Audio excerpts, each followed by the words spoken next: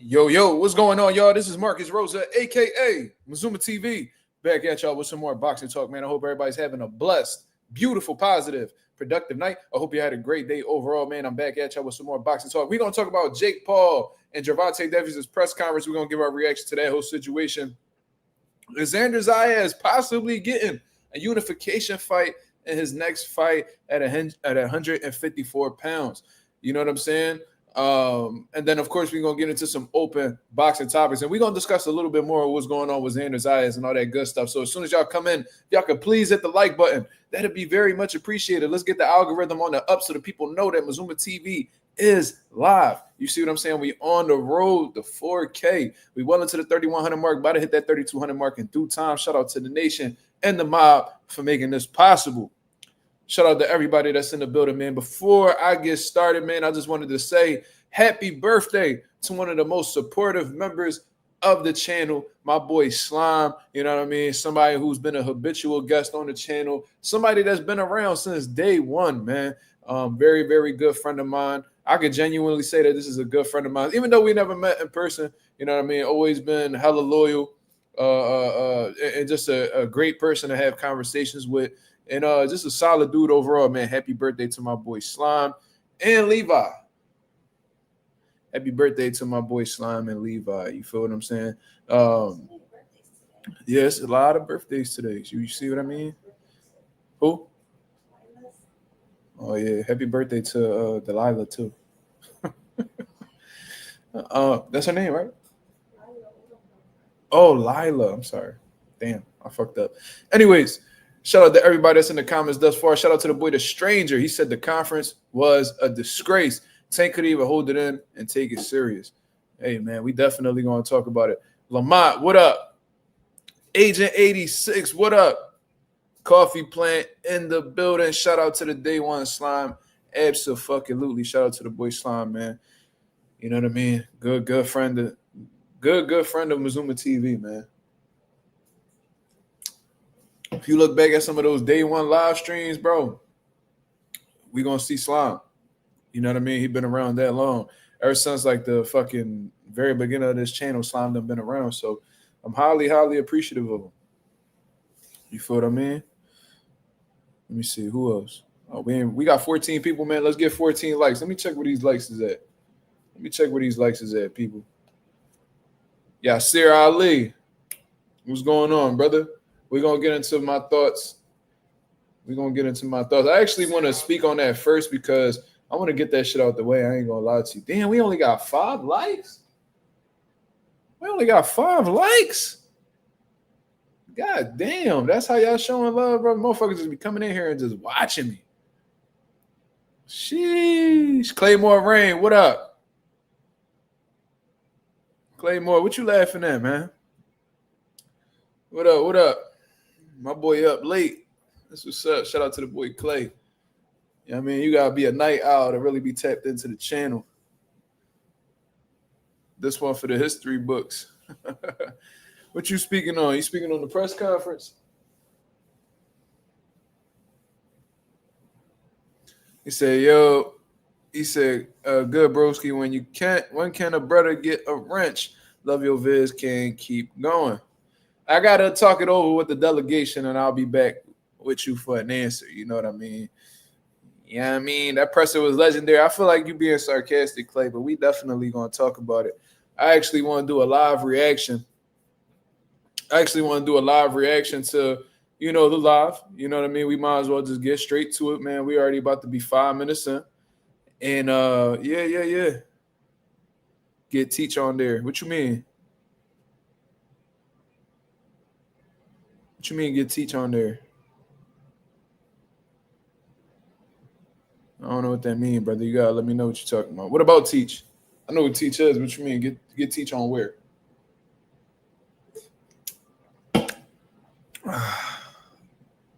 Oh, Teach don't got a wrench? Really? Okay. Clay don't got a wrench. That's crazy. Well, how the fuck, since when Clay ain't have a wrench? Let me see. Yeah, that's definitely Clay. Gotta make sure ain't no trolls in the building. He said definitely being extra sarcastic.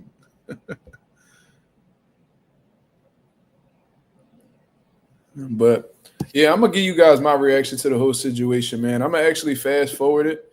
You know what I mean? I ain't gonna yeah, you had one. I think when that fucking person did what they did in my wrenches and blocked all those people, I think I removed wrenches off of everybody. Because I didn't know who it was at first. But once I got clarification, yeah, I mean, but we good. We good. We good. Let me share this. All right. So this is gonna be my reaction, man. Shout out to Fight Hub TV for putting this together. It's about 40 minutes long. I don't think we're gonna get too crazy into it. You know what I mean? As a matter of fact, is there any way I could just pull out like the, because I don't want to do all this extra shit. Let's see. All right, we just gonna we gonna get into a few different clips because I ain't watching this whole thing. You know what I mean? It just, I don't know. That'd be very time consuming. But let's get into the face off.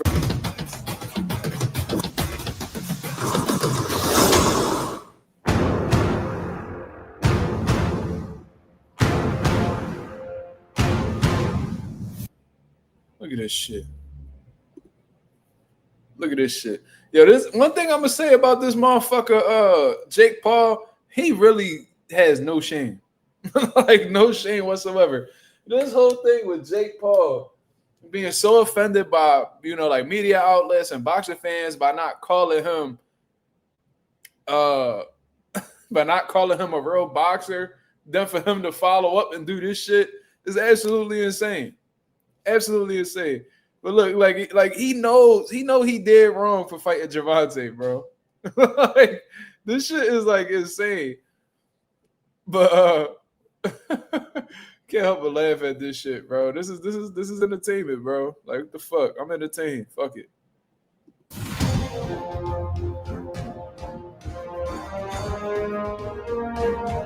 He's such a dick eater too. Jake also don't got no shame in dick eating other people. I clearly remember like Conor McGregor doing this same type of pose and doing that type bullshit.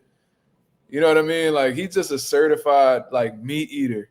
Like I don't know, bro. You making all this money, the least you could do is be fucking original.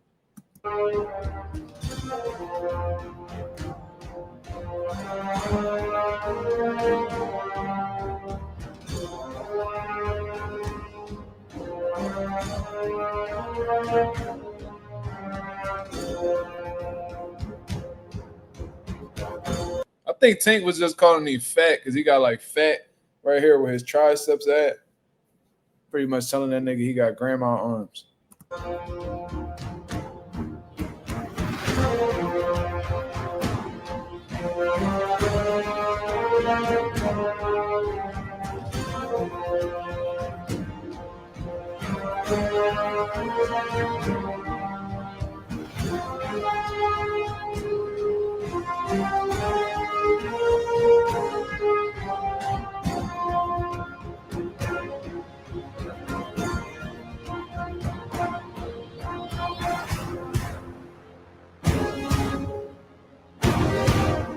I ain't gonna lie, bro. Tank mentality looks so much different. Like his mentality just looks so different. Like he genuinely like carrying it like he don't care. Like he's not really enthused with boxing. Like I genuinely believe that after this Tank is done, that's just my personal opinion. Like his energy don't seem to be there. Like he not in it. You know what I mean? That's just what I take from this situation. I don't know how he genuinely feels. This is based off of how the way he's moving. He just doesn't look too enthused. And I think all people get to that, you know, point in their life when they just sick of doing a particular thing, and you know, their heart, you know, used to be in it and is no longer in it. That's just how I interpret the situation. It don't look like fear for Gervonta Davis. It look like he just like don't really give a fuck. All right. Let's get into this little trash talk that was going on. Smoochie, what up? Guys from different worlds that's still on that one goal, and that's to make sure our family, our kids, and everything is okay. So shout out to Jake Paul for you know coming with me and making this event happen, and his team, and um, what is MP Promotions, Netflix, Al Heyman, everybody. Turns out he can't read just like Floyd. Oh, MVP, MP. You got it, champ. I'm not worrying about that. You got it, champ. People talk all day. It's cool. How was training for something like this? Obviously, smaller guy. How was this? That joke was corny as shit, by the way. Jake Paul is a fucking cornball. I don't find nothing funny about dude at all. I don't know how people find this nigga to be funny. He just got like that Caucasian humor. And like I don't know, bro. Like that might be funny to the pink people and shit, but I genuinely don't find him. Like I honestly don't find him funny at all. Not gonna lie. In the training aspect, Jake. Yeah, just a lot of punching down, practicing, hitting below my knees, and a lot of speed. He warming up. We're sparring. This nigga dead ass got some fancy grandma earrings on, trying to be funny. The nigga's a cornball, bro. Certified cornball. That's what we need. We're sparring. Warm up. Some I know 8-year-olds. I got the 8-year-olds in there. If I find out anything, I'm gonna beat your ass and I'm gonna beat Jaden Love ass. On my mama, I'm gonna beat both of y'all ass. Now, what Gervonta Davis is talking about is drug testing.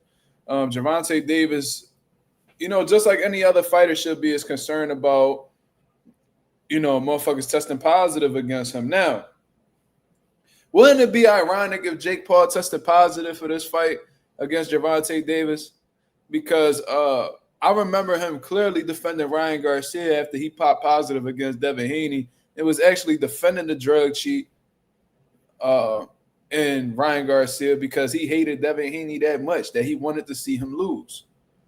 And he gets into this press conference also speaking about how people want to see him lose, but there's been plenty of situations when, you preyed on people's downfall as well, and you mad that people doing that to you because you chose not to fight the best opposition, and you pretty much sold out to a motherfucking boxing entertainer, a fake, a social media boxer.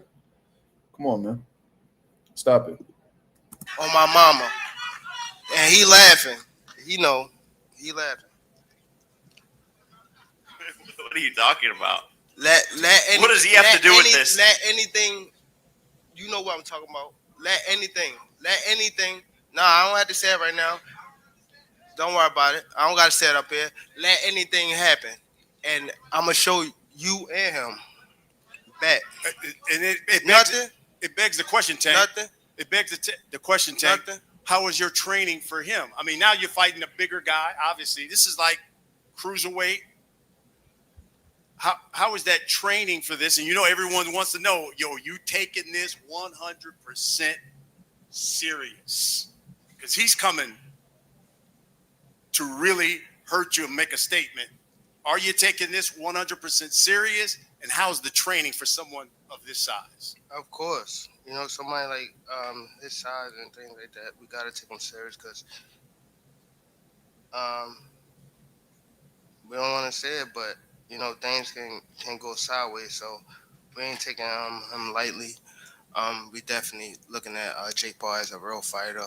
I watch him when I'm training, when I'm home from the gym, and we're not taking him lightly. Again, it's gonna be good for the sport. I'm just glad to be here. Jake, I bet you is. I bet you are glad to be there. You sellout ass nigga. I bet you is happy to be there. Getting your last little check before you walk out and not fight nobody fucking notable. Fucking turkey. how you win this fight? Just showing up. Honestly, I'm gonna knock him out. He has a lot of flaws in his defense, and I'm gonna expose him. Look what a 135 Lamont Roach did to him, and it's just Little one exactly. Little look at what 135 little Lamont Roach did to Gervonta Davis, and you're about to fight a little 135-pound Gervonta Davis. You see how this shit work? So you calling Lamont Roach little? He's smaller than Lamont Roach. So what does that say about you and your opponent selection? I'm surprised nobody asked him that. How you gonna sit here and make fun of a nigga being little, but you fighting him? He got beat up by a 135 Lamont Roach. You know why? Because he's a 135-pounder too, you fucking dummy. And here you go, about to fight him and weigh 195 fucking pounds. And then you get mad when people criticize you for it and not call you a boxer. Happy birthday to the boy Slime. Happy birthday to the boy Slime. It's gonna be so much fun for me. I'm so glad that God gave me this moment. I'm Gervonta Tank Davis's karmic retribution. I'm curious, Tank. When you walk into the ring, how much you think you'll weigh? When I walk in the ring? Yeah. With or without the ankle monitor on?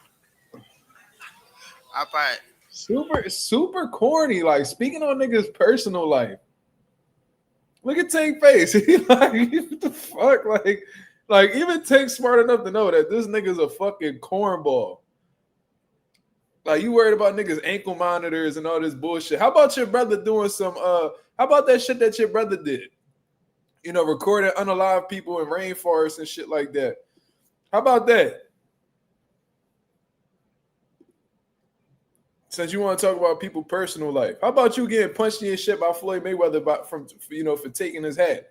How about that? Since we just bringing up shit that don't happen outside of boxing, you super weird speaking on shit that you have no knowledge about.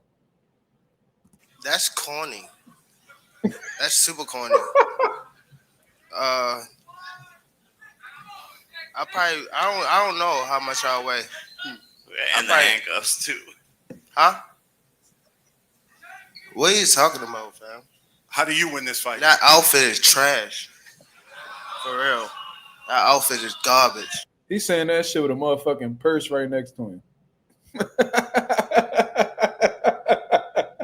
Nigga, is that a purse? That look like a flashy, expensive ass purse. And you telling niggas that they outfit trash. And you made sure that your purse match your hat, nigga. Oh my God. This shit is a fucking, this is a fucked up John. I ain't even gonna lie to you. That's definitely a purse. If you gotta put that bitch on your shoulder, nigga, let me tell you something. You can't be talking about nobody's outfit, my nigga. And that hairstyle. Anybody that ever rocked a mohawk is a fucking clown. We all know this. Anybody rocked a mohawk. Name You want to see clowns? You want to see clowns? Gervonta, you're the fucking clown, buddy. You're the fucking clown, Gervonta. I ain't gonna lie, that's funny as shit. So this nigga had clowns on standby. Just waiting for Tank to say clown. So every time this nigga said clown, the clown showed up. This nigga Jake is fucking like I ain't gonna lie, that shit funny as shit. Nigga just brought out a pair of clowns because he knew Tank was gonna say that. Because Tank vocab is so limited that he knows that he's only gonna say so many words. So he's like, he says clown a lot. So let me just go ahead and bring some clowns with me in case he says the word. Like, okay. Any man who puts his hands on a woman is the clown. Any nigga that politically supports a racist is a racist. Right? Right? Tank face in his paws is hilarious though. But any nigga who politically supports an open racist is a racist too, right? And then started off the press conference with, moment of silence for Kirk or whoever the fuck this guy's name is. Or the one who got unalived by another white individual. But whatever. I got you a poodle. Now, okay. Now, since we on this, if I put my hands on females or anything like that, right? If I put my hands on females or anything like that, you know how many female? Like, come on, it will be mad. You see how when I don't even want to bring up nobody thing. What's the name about that? But P Diddy. When things got like that, no, listen. When one female did a charge, it was mad females coming out, right? So if I hit a female, right, wouldn't it be mad other females? Like I ain't been just with one female. Like I'm 30 years old. Like let's be real. I've been with more than one female. Wouldn't mad females come out and say something about me hitting them? No. Okay. No? I'm sure there are members of the media. Jesus Christ. All right. All right.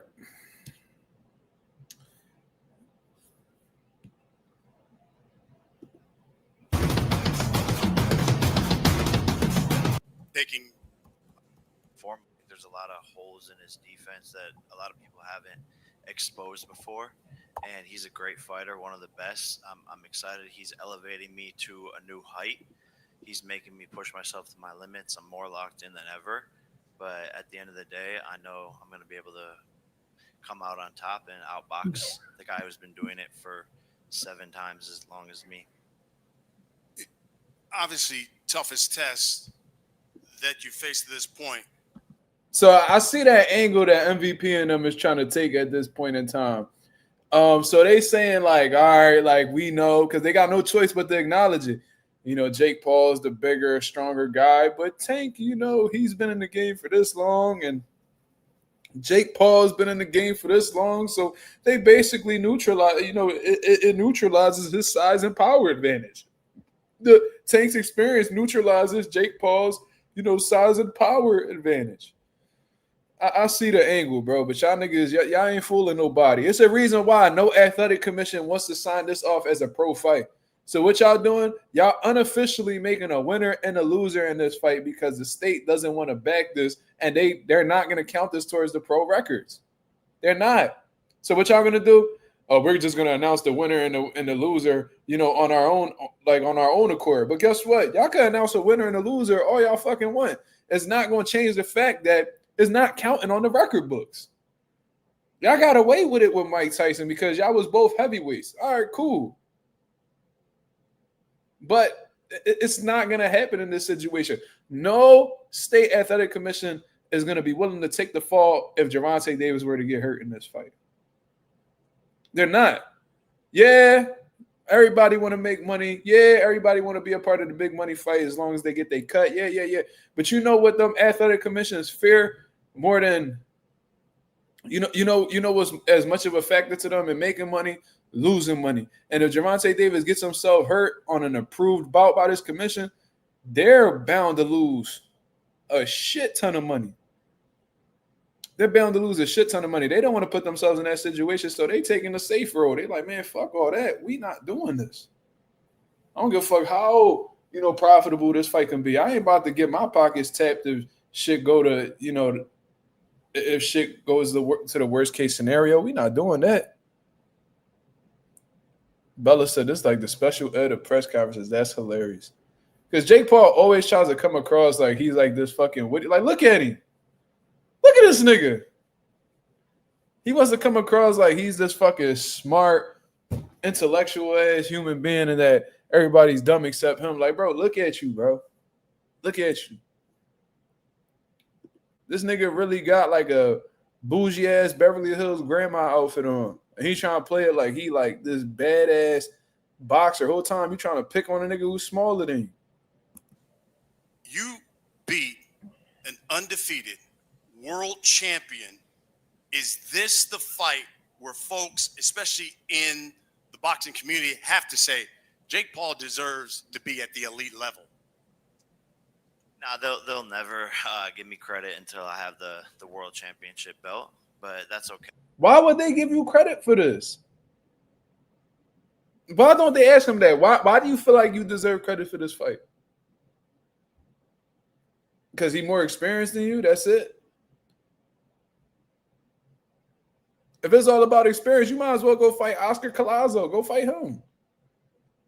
If you think that experience just completely neutralizes the fact that you're the bigger, stronger man, go ahead, go fight anyway. Go fight Oscar Collazo. Go fight Bam. You know what I'm saying? Like you sound fucking stupid, bro. Oh, they're not gonna give me credit for this. Of course not. He's not your fucking size. He's not your fucking weight. It's simple. What happened to that possible Anthony Joshua fight that Turkey was trying to hook up? You could have fought him. You was 220 when you fought Mike. You go fight AJ. AJ be like 240, 250 maybe. Go fight him. You don't want to do that. We know what it is. Hey, it doesn't matter. You know, belts collect dust, and what I've done in the sport is unprecedented. Belts collect dust, but you just said that you're looking to get that championship belt around your waist. So if they collect dust, why is it significant enough for you to want to add to your collection? Never will be replicated, and done it in such a short amount of time. Just getting warmed up, they're not going to give me credit. But I don't need the credit from these bozos, to be honest. The credit's in my bank account. Just say that's all you give a fuck about then. Stop trying to play it like you this real fighter who looking to create some type of legacy in boxing. No, like I said, you're a fucking opportunist. Anybody that calls you out, and this is the era that we coming up in now, that when you call out and address the truth, you're recognized as a hater. Well, fuck it. I guess I'm going to just be a motherfucking hater. Call me a hater if I'm going to be exposing the truth. But what Oscar De La Hoya say on that Clapback Thursday shit at the very beginning, you're never a hater if you're addressing the facts. And the facts are, since you came into the sport of boxing, you've done nothing but take advantage of the dysfunction of boxing. Meaning, you know that boxing had little to no structure. You know that with the money, you know, with the attention that you'll be garnering from, you know, casual boxing fans and stuff like that, you knew that you would be able to put on these, you know, these type of events. And, you know, what did you do? You started with beating up a basketball player. You beat up on old MMA fighters. You know what I mean? Unnotable professional boxers that got inflated records. Now you beat up an old legend in Mike Tyson. You feel like you deserve credit for that. Now you about to go fight 135 pound. You fought a former world champion who was probably one of the worst champions within these last couple decades, Chavez Jr. You went and beat him when this nigga just lost to an old Anderson Silva not too long ago. Then you're about to fight a 135 pound champion in Gervonta Davis when you probably ain't been 135 pounds since you was a preteen. And you want credit for this. You say you want to get a world title, but belts collect dust. Like, this dude is an absolute moron, bro. You saw that boxing could be infiltrated. You seen that there's a huge loophole in boxing that, you know what I mean, if you're able to, you know, move about things and play your cards right, that you can make a shit ton of money, and that's what you're doing. That's what you're doing. So I'm sick of this whole, oh man, Jake Paul's a real boxer. He's really been in the gym. Yeah, he's really been in the gym, you fucking dummy. He fights very frequently, so he ain't got no choice to be in the gym. And if he's gonna be making $40 million a fight and he's fighting 3 times a year, that's 120 M's. Who wouldn't train consistently for that? And what really determines whether you a real boxer or not is not how many times you fight or how often you fight, is who you fight. Simple. You can't be calling out guys like Canelo, you know, calling out guys like Anthony Joshua and all these other guys. But meanwhile, you're fighting a fucking Gervonta Davis, and y'all behind the scenes trying to do everything in y'all power to make sure that this count is in the record books. Since when is that? If you really care for the sport of boxing, how you claim you do. And I see you helping some people out, but I'm gonna give you guys my reasoning as to why he's doing this. But shit, let me just go ahead and let this shit play. Tank, I'll start with you. I guess a number of people will say, why Jake Paul as opposed to a rematch with Lamont Roach?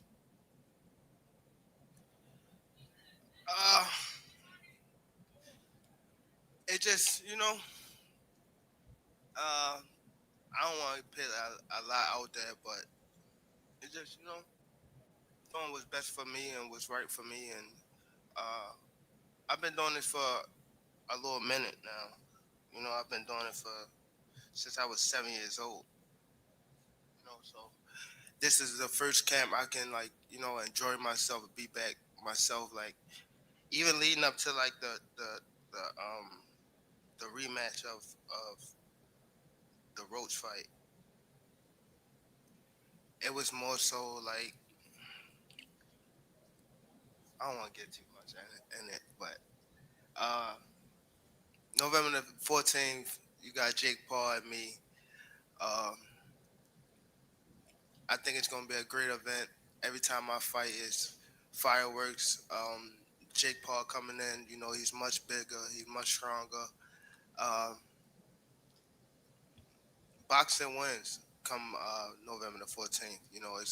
It's not just me and Jake. No, it doesn't. Boxing doesn't win. Boxing would have won if you would have rematched Lamont Roach. Boxing would have won if you would have fought Shakur. Boxing would have won if you fought a Teofimo, Keyshawn Davis at the time they was asking for it.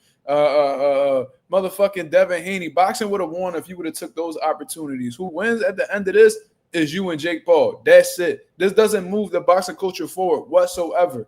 If anything, you making boxing look bad because whenever these casuals tap in, they're going to be like, the fuck is going on here? Is this what boxing's coming? Because I had somebody tell me that. Somebody who don't even watch boxing, they came up to me and they was like, yeah, I seen that Jake Paul's going to fight Gervonta. Are they even in the same weight? Of course they're not. So how are they how is this fight happening? Did they not have anybody else to fight? That's genuinely what he told me. They didn't have anybody else to fight. When's Jake going to fight somebody his size? That's what we all trying to figure out. But this nigga want to push this narrative and tell y'all that boxing wins off of this situation. I need to know how. Because there's going to be more of a spotlight on boxing. No, this isn't boxing. This is entertainment. This is entertainment. Now, if this would have been Shakur Stevenson and Tank on Netflix and they get 100 million views or whatever the case is, all right, boxing wins. Terrence Crawford, Canelo Alvarez, they had 70 million people watching on Netflix from what I heard. Boxing wins. You know why? Because those are two decorated fighters, that have earned their stripes in the sport of boxing, and they both took the chance in fighting each other in order to become great. Terrence Crawford won. His stock goes to a completely different level. They mentioned him with the all-time greats and stuff like that. We saw a generational talent in front of our eyes. Boxing wins in that situation. How does boxing benefit from this fight?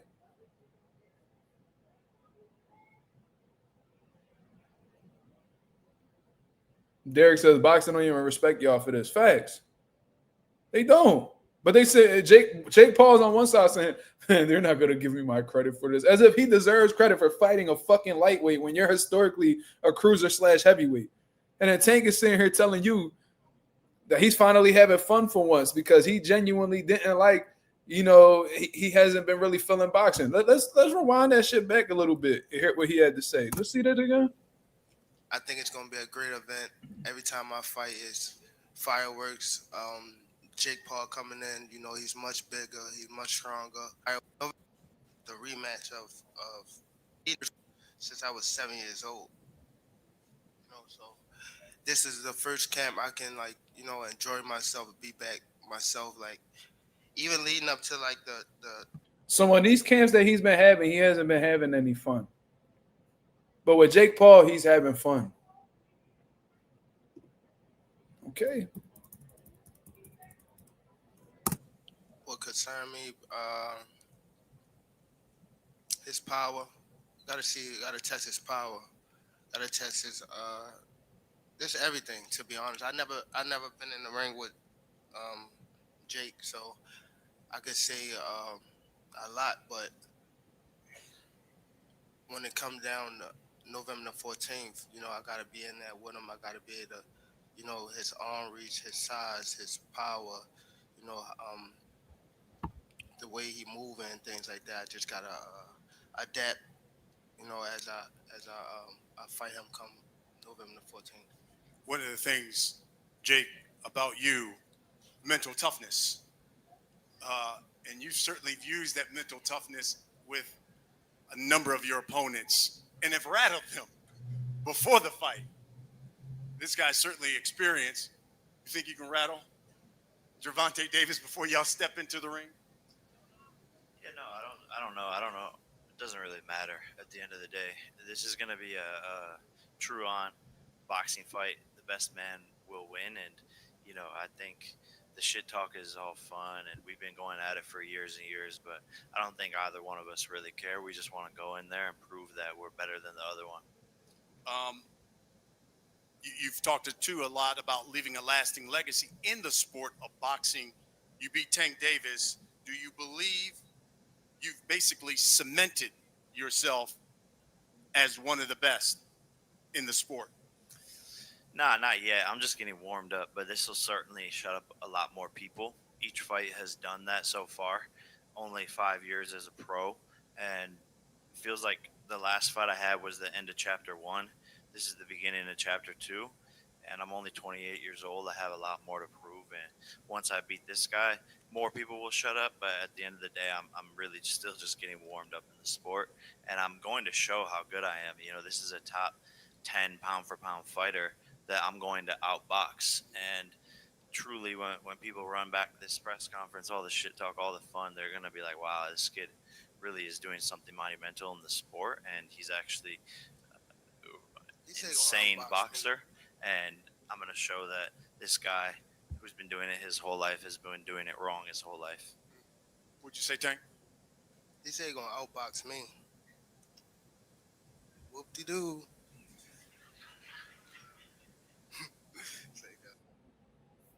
Okay.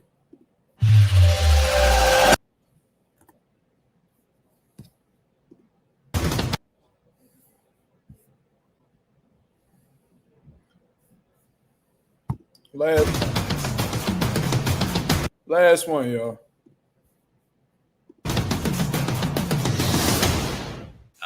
Oliver Salt for Daily Mail. Gervonta, a lot of boxing fans aren't happy with the fact you've taken this fight rather than the road rematch, fights with the likes of Shakur, Devin Haney, Teofimo, etc. What do you make of that reaction? And can we still expect to see those fights? Why should I care what they think? When y'all switch somebody can have a bad day and y'all switching on who y'all favorite fighter is or who this person is supposed to fight. Like y'all need to sit back and be fans and just enjoy the sport. Like y'all. Part of being a fan, though, Tank, is that part of being a fan that you're telling us to be a fan. Okay, that's valid. You know what I mean? I'm not really a huge advocate of speaking on people's personal life myself, so I can see what you're saying to an extent. But as a boxing fan, or a part of being a boxing fan, is wanting to see you face the best competition available, Tank. And if you feel like fans are switching up on you after having one bad fight, then they were never really your fans in the first place. So I think that, to be honest, you're being extremely emotional. You worried about the wrong shit, and you need to focus on the people who gonna support you whether you win or lose. See, Gervonta Davis is such a scary ass individual. He's such a scary ass individual that he worries more about the worst case scenario instead of, looking to see how great he is. That's what I truly notice about Tank. He's the type dude that, you know how Michael Jordan says, you miss 100% of the shots that you don't take. I remember Michael Jordan had a quote like that back in the day. Gervonta Davis is completely okay with missing 100% of those shots. Like, he's okay with not knowing.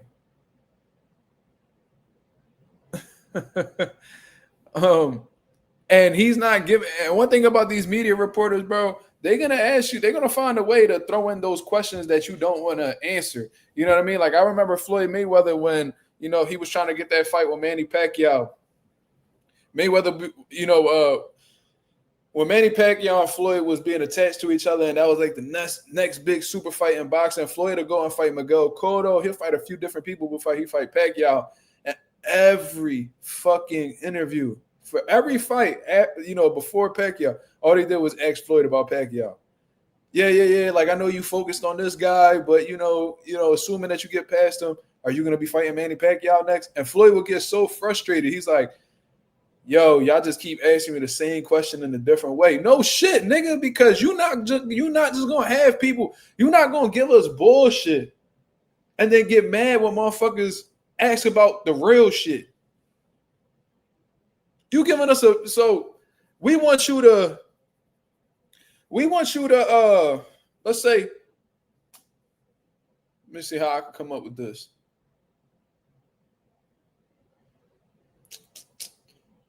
I mean, we can just keep it boxing. Bro, we ask you for A, B, and C fights. You're giving us fight E. We don't want that shit. But, okay, my fast food niggas out here, right? You go to Wendy's. Right? You order a Baconator. You order a Baconator. You want a motherfucking Baconator. You ain't asked for nothing else. The motherfucker who's taking your order at the drive-thru gets mad that you're requesting. You pull up, so they be like, yo, I want a Baconator. You pull up, you pay for it, then you go to the second window. And these niggas hand you a junior bacon cheeseburger instead. Like, what the fuck is this? And then they get mad that you are requesting something that you want.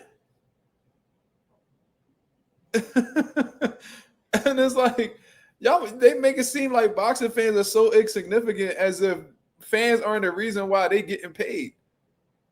I hope y'all know that y'all niggas will be dead broke if fans weren't involved with the sport of boxing. Y'all do know that, right? Y'all niggas will be boxing for chump change. Y'all niggas would be y'all niggas wouldn't be shit in boxing if it wasn't for the fans. So I really don't understand this, bro. Like, these boxers, they get to a certain status and act like fans don't matter anymore, or fans just ask for unrealistic shit. Bro, we're not asking you to fight fucking Roberto Duran, because that's unrealistic. The nigga not boxing no more. We're not asking you to fight Aaron Pryor. He's no longer with us, from what I understand. We're not asking you to fight.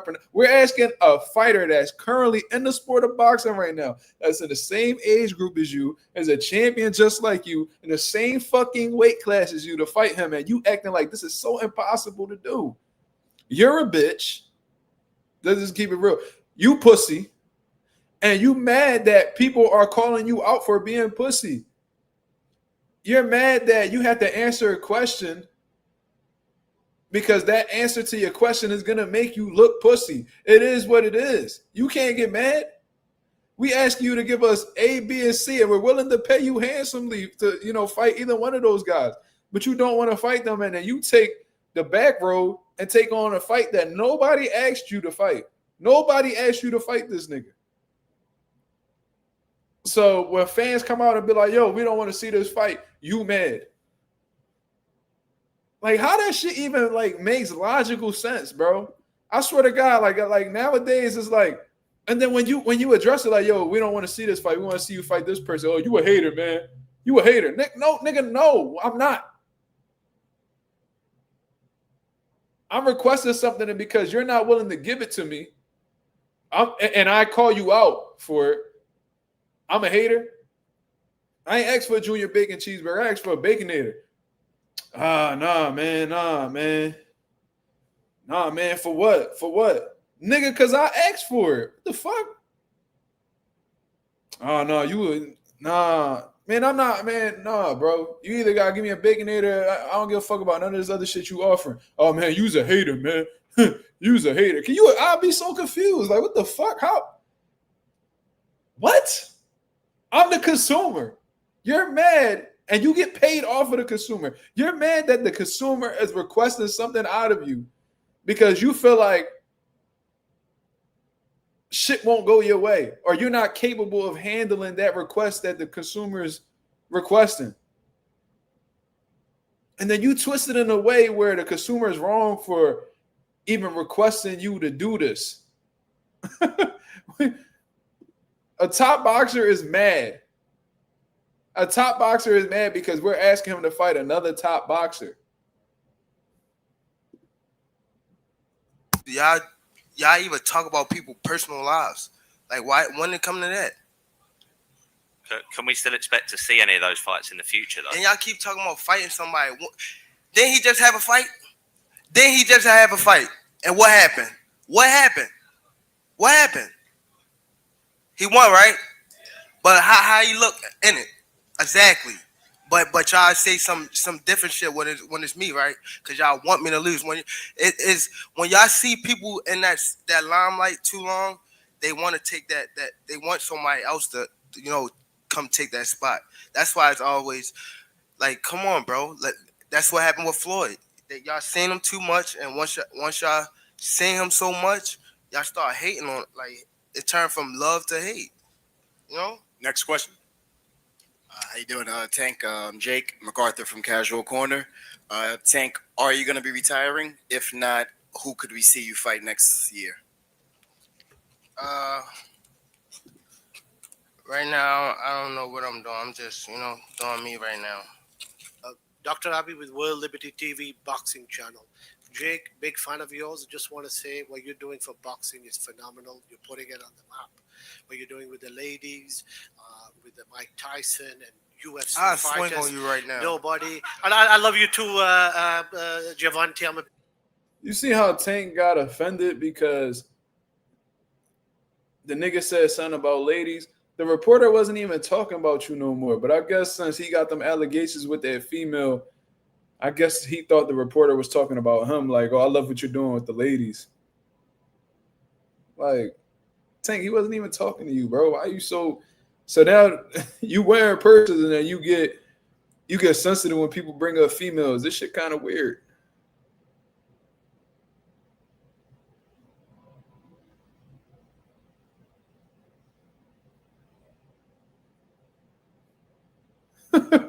So the reporter said he was talking to Jake. He's like, yo, I love what you're doing for women, aka what he's doing for women's boxing.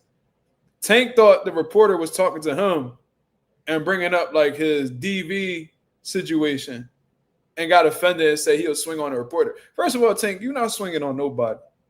You not. All you're going to do is tell a nigga that you're going to swing on him. You're not going to actually do it.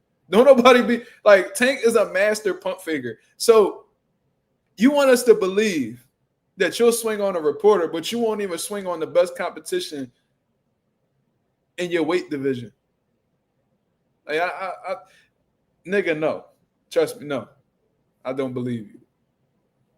Big fan of yours, but I just wanted to tell this man what he's doing for boxing and putting it on the map, and I just want to take my hat off to you. Get the mic from him. Get the mic from him, for real. What I want to say is, if you whole time the nigga cool as shit, it didn't even say nothing about your slow ass. Blessed throat. Beat Tank, people are going to say you beat a smaller man. So what's the victory here? Man, honestly, people always have something to say. It's bro. They're saying that people always got something to say. What they're saying is valid. Yeah, some. People always got something to say. Yeah, you're being heavily magnified in the boxing world right now. Yeah, people are gonna have a lot to say about you. But there are times when people say things and they're actually pretty valid. He asked you a valid question, Jake. What are you gonna get out of beating this smaller man? And if you plan on getting a world title, like you said, it's not my words, they're yours. How is Gervonta Davis going to prepare you for that? Who at cruiser or heavyweight is 5'5"? Who at cruiserweight or heavyweight is 5'5" and weighs 135 pounds?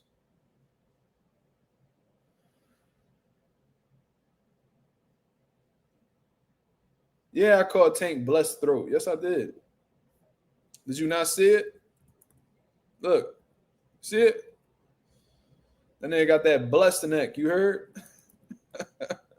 old news. Keep talking. At the end of the day, you're here. So whatever anyone has to say, just keep on saying it, please. It doesn't matter. It doesn't matter at all. But I gotta ask you, he's a bigger dude. You acknowledge that. He's stronger. He's got the size advantage. Let's say he would have knocked you out. Do you think that impacts your legacy? Or even lose? Just a loss to Jake Paul. What kind of impact do you think that has on your legacy? Well, it's not going to count towards the record books. However, him losing to Jake Paul does affect his legacy. Yes, it does. It may not affect his boxing record, but it'll definitely affect his legacy. To be honest with you, him taking this fight affects his legacy. If we being real. And I know there's going to be people that's going to be jumping out and be like, oh, man, Tank making this much money. Man, listen, man, if that was me, that just goes to show that you know different than this nigga. Turkey. You know what I mean? Fuck out of here.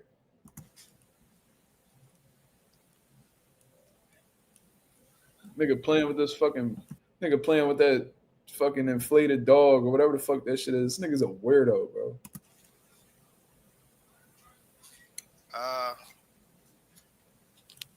I'm not really I'm not sure. I'm not really big on it. I don't really care at this moment. He's not really big on his legacy, y'all. How could y'all be a fan of this dude? Him throwing a fit while holding a balloon animal is crazy. I agree. Oh yeah, teachers in the building. Let me go ahead and do that.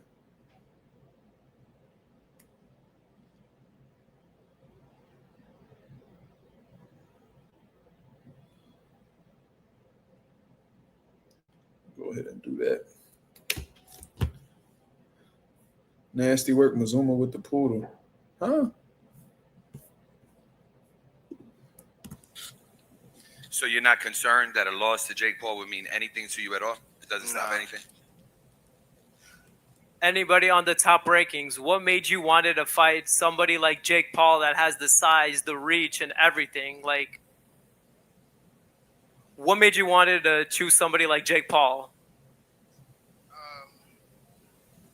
The money, you fucking dummy. He wouldn't have fought him for no other reason besides that. And, his inability to fight the best in his weight division. Just testing myself, we got the opportunity, they came and said they wanted to, get it on, so we let the ends meet. Thank you, Jake Paul, and thank you, Gervonta Davis. Hey, what's up? My name is Edwin, representing that Boxing Voice, TBV. My first question is hold on. Who's that? Gervonta, Voice. Hey, what's up? My name is Edwin, representing that Boxing Voice, TBV. Yeah, that's Edwin, the weirdo. That's the weirdo who was Dickie in when they did that Turkey Al Sheik interview. Remember, he emailed me talking shit? Look at Edwin.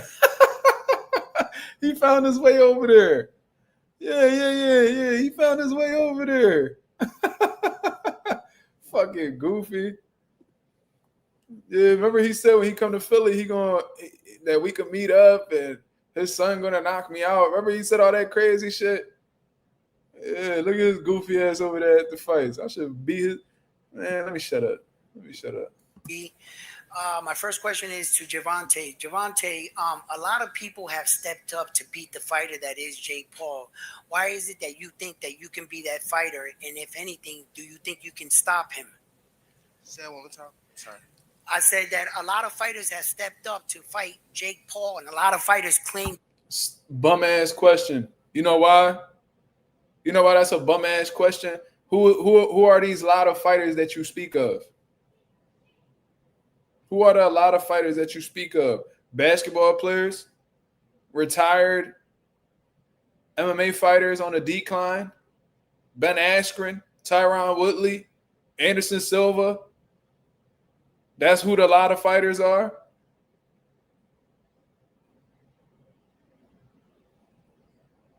Tommy Fury stepped up and beat him, and he's a fucking part-time boxer that be on Love Island on Netflix? Terrible fucking question. Jesus Christ. This dude is trash. I don't know how this nigga even got a job with Boxing Voice. I don't know if they paying him a couple dollars so he could go buy some yayo. I don't know. I don't know if they fronted him some motherfucking passe. I don't know what they fronted this nigga, but yeah, I mean, he there.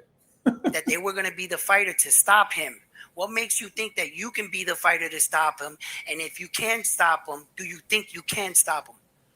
Yeah, for sure. I think I can stop him.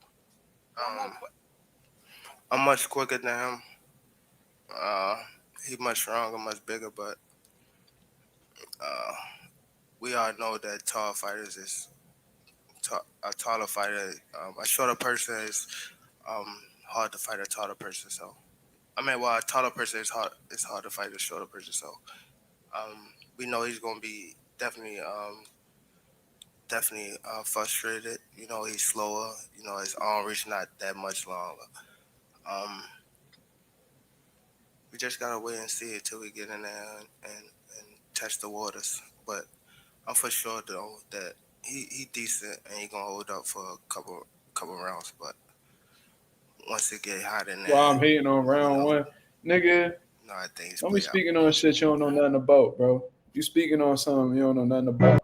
You don't even know how that whole shit started. So if you need clarification, you know what I mean, say that. Don't be just assuming that I'm hating on a nigga. Because that ain't never the case.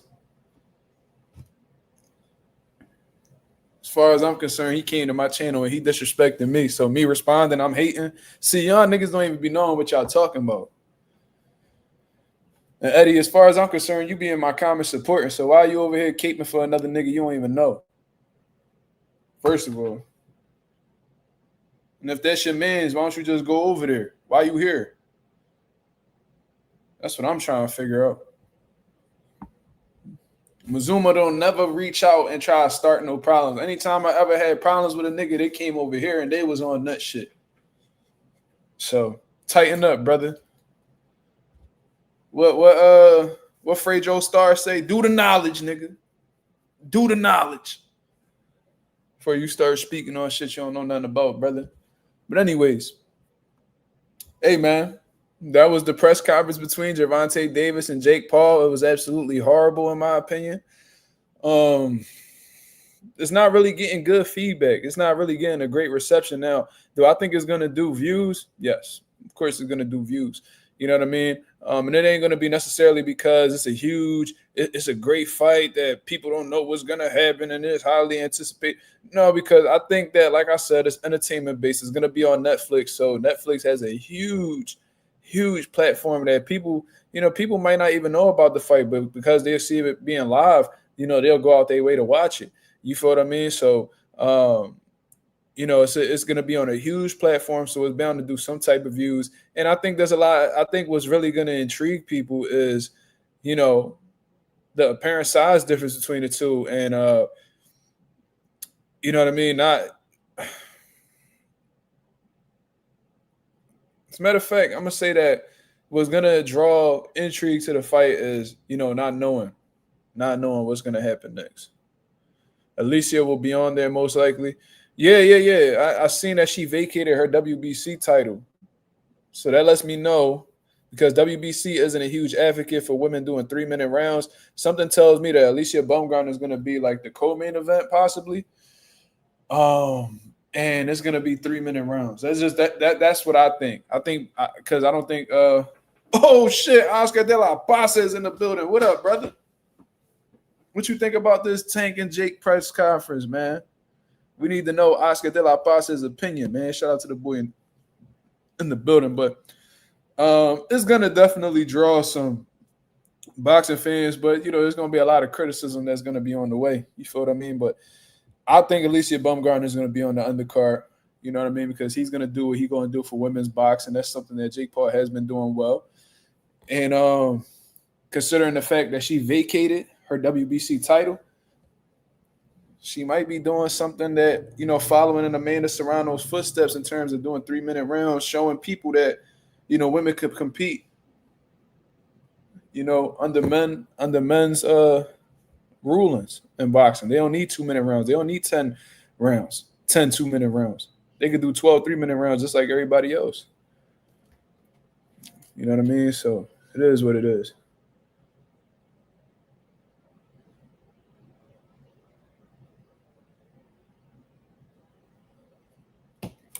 So, all right, we're going to transition on to the next subject, man. Ain't really much to say outside of that. You know what I mean? It is what it is. And shout out to my homie that called me, man, because he seen the live that I had did the video that I had put out the other day where I said I'm not going to be speaking on Tank and Jake Paul anymore. You know what I mean? I said that was going to be my final video about the whole situation. But he called me. He was like, bro, why would you stop talking about that? You know what I mean? You got to talk about everything, man. Just because you don't like it don't mean you ain't got to speak on it. And, people care about your opinions. And that's selfish. And I'm like, all right, bro. I got you. So shout out to the homie. I'm sure he don't want me to mention his name, but shout out to the homie. And, you know what I mean? I might do a live fight reaction to it. Who knows? Because whatever happens, I'm going to be cracking the fuck up. If either one of them gets sparked, I'm going to crack the fuck up. If either one of them loses, I'm going to crack the fuck up. So it's going to be a good time. But shout out to the 29 people that's in the building. Let me see where the likes is at right now. Okay. All right. You know what I mean? I'm going to actually put the link up for the people who want to come through and chop it up. I'm going to speak on this whole Xander Zayas situation. Xander Zayas got a lot of good things going on. He said, Bella cold-blooded. She said, whoever that friend is, man, go on.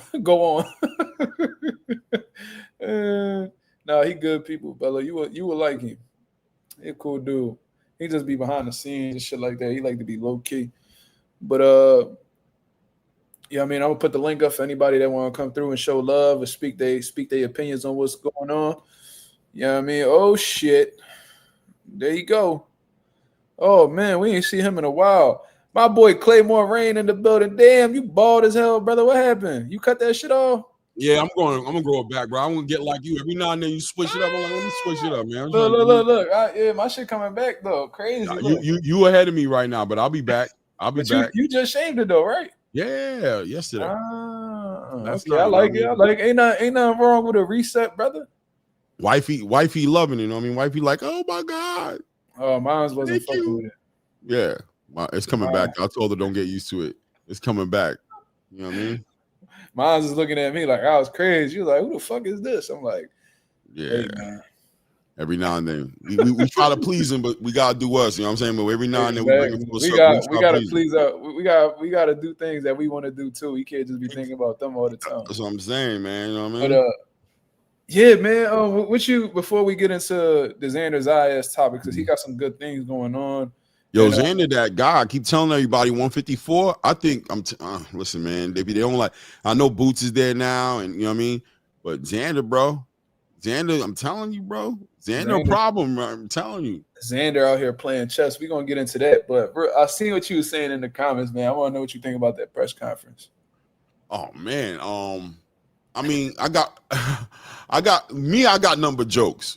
That's all I got for it, right? Because I think it's a make fun of it, joking situation. I mean, listen, man, the story behind this, clearly something changed between the Frank Martin fight, right, and where we are today. Something happened, right? Something happened where Tank Davis lost his whole he just became disenchanted with the sport. He did not care for the sport anymore, and he's been on this mission to find a way out the door. And he's looking to make his biggest bag of money, and he's clearly not looking to make any fights that have any kind of significance. So here we are. Here we go with 5'4", 5' Tank, 5'5" Tank. You know what I mean? Getting ready to fight Jake Paul November 14th. And you know what I love about this? I'm gonna tell you what I love about it. I love it because he's shutting down his fans, right? Because even his fans are pushing back, right? Like, come on, man, you ain't giving. He's letting them know, shut up and be a fan. Like, he's showing you how you get down. You know what I'm saying? He's showing you what it's all about and why we always say support boxing. Support the fighters, but boxing should always be the number one, you know what I'm saying, thing that we support out here. You get too caught up inside of a fighter, and look what you guys have created. And that's what I see more than anything, right? What I see is look at what the Tank fans have created, the monster that they've created. This man don't give a damn about the sport no more. He's telling y'all to shut up and be fans, right? He's trying to convince you and play mind games with you about why Shakur looked bad in his last fight. What did he do that was so great?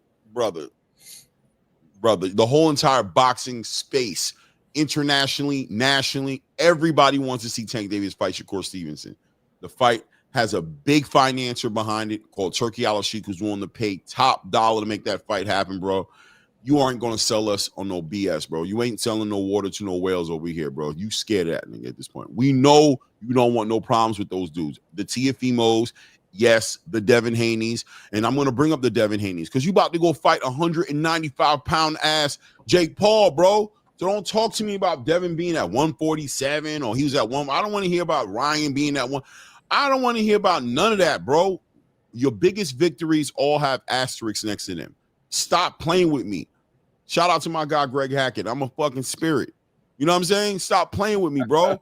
You know what I'm saying? You brought Leo Santa Cruz is a little guy, bro. You know what I'm saying? Ryan Garcia, you made him cut that weight. You put a rehydration clause on him, bro. Stop playing with me, man. Ain't nobody stunning you. Frank Martin, you said it yourself, bro. He was wet behind the ears. Youngin, trying to come up in the game, ran for that whole entire fight. Shout out to Frank Martin. I hear he got a fight coming up right now. I can't wait to see what he does at 140, but it is what it is. And then as soon as you got confronted with making real fights, bro, you've been playing games ever since. Lamont Roach made you look regular. And instead of rematching Lamont Roach to at least get that back, a draw that most people feel like you lost, you go, you skip out on Roach, and you're in the ring with Jake Paul, bro. So how do I feel about it? It's a joke, bro. It's a circus show. It's a clown show. And that's how I'm going to treat it. I'm going to laugh at that that you're giving me, bro, playing with your little goofy clown poodle balloon. You know what I mean? Doing all that shit that you up there. It's a big joke, bro. So we're going to enjoy it. It is what it is. Yeah, I agree, man. That was very well said. But, you know, you said that something changed after the Frank Martin fight, and I absolutely agree. I think that's the last time we actually seen Gervonta Davis have a little bit of fire, you know, within him, you know what I mean, in terms of, you know, having that intensity and actually looking like he was, you know, somewhat enthused with the sport of boxing. I think what had ended up happening was I think he just ran out of opponents that, you know, he could have ran to that was outside of, like, you know, the top caliber guys. And I think once Turkey Al-Sheikh started pressing the issue about, you know, wanting to work with, you know, Gervonta Davis and wanting to make these big fights happen, you know, I think that's when, you know, he started to become unenthused with the sport. And, you know, at first he was saying that he loyal to Al Heyman, but now Al Heyman is working with Turkey Al-Sheikh. So now it's like, okay, you know, what's your next excuse? Because the excuse prior to all of this was that, you know, that fight's not ready yet. Oh, that fight's not ready yet. I know the numbers. Oh, we're not going to pay him none of that. I remember Leonard Ellaby was going on these, you know, these rants just speaking about how fights aren't ready yet just due to, you know, it not, you know, being that valuable of a fight financially. But now Turkey Al-Sheikh, you know, one of the positive things about him is that he removes all of that because, you know what I mean? You don't got to depend on the boxing fans that generate y'all huge paychecks. Y'all don't have to worry about no gate. Y'all don't have to worry about pay-per-view numbers. Turkey Al-Sheikh is coming to y'all and it's like, yo, how much y'all looking for? All right, that's what you want. Here you go. So now that just that gets rid of all the excuses right then and there, and it ultimately comes down to, do you want to fight or not? And I just find it funny that once, you know, Turkey Al-Sheikh started, being 10 toes down in boxing, all of a sudden Tank's looking for a way out, especially when, you know, PBC and Turkey Al-Sheikh. I remember Turkey Al-Sheikh was talking about working with PBC a hot ass minute ago, and now it's starting to come to reality. You know what I'm saying? Now they talking about possibly Teofimo Shakur on a PBC event that's financially backed by Turkey Al-Sheikh. Now it's like, where else are you gonna go? Where else are you gonna go? How long could you go with boxing without having to run into Turkey Al-Sheikh? The answer is not very long. And I just find it funny that now he's trying to find his way out of the sport that's close to that Turkey Al-Sheikh comes. So that was definitely a great point. You feel what I mean? It's definitely a clown show. The difference is I didn't really find nothing funny about it at all. Be honest with you, like I was like, dying, bro. I was like, yo, like I see this as entertainment just like you do, but it wasn't nothing really there that really had me laughing outside of I don't even know, like the clowns coming out, like the literal clowns coming out. The clowns came out loud. You know what made me laugh? When he flipped on the media. That had me dying. Like, I mean, it gets to a point with Tank, this journey that are you laughing at his fans or are you laughing at him? I'm laughing at the fans. Okay, yeah. I'm laughing at the fans because if you watch them right now, the Tank fans are between a rock and a hard place, family. They got to defend. They jumping ship. They jumping ship. I see them, yo, one by one. One by one. Through it, bro. But there's a couple of them that's trying to defend it, right? You know, I love it. I love it, bro. Yo, he getting his money, taking care of his family. They concerned, bro. They want this man to get rich. You know what I mean? This is a big deal. You know what I mean? Like, they super concerned about this dude, bro. And I'm watching them, and I'm like, I'm having a good time, bro, because you know why I'm having a good time? I'm going to tell you why I'm laughing, because we're on the back end of just seeing Terrence Crawford fight Canelo Alvarez. We're on the back end of we're on the front end of seeing Teofimo Lopez negotiate with Shakur Stevenson. We are getting ready to go into a card in November. We're about to see David Benavidez fight against Anthony Yarde. We're about to see Devin Haney against Brian. So we got real boxing going on. You about to talk about Xander Zayas and how he moving. We got so much boxing going on. It's hilarious to me that the so-called self-proclaimed face of boxing has ended up in the position that he's in right now, which is he's literally pretty much at this point, in my opinion, the laughing stock, the joke of boxing. He is. Did you hear him answer that question when they asked him if he's the face of boxing? He said no. Right. You see him. Said, no, I'm just somebody who boxes. I'm not the face of boxing. And then you saw him say he was the face of boxing. Everything, all these points that these Tank fans been making, he's just been knocking them all down. Well, he's been doing it from day one, right? Every time they come out and they do an argument, he come out and say something different. Now you see Calvin don't say nothing no more. Kenny don't say nothing no more.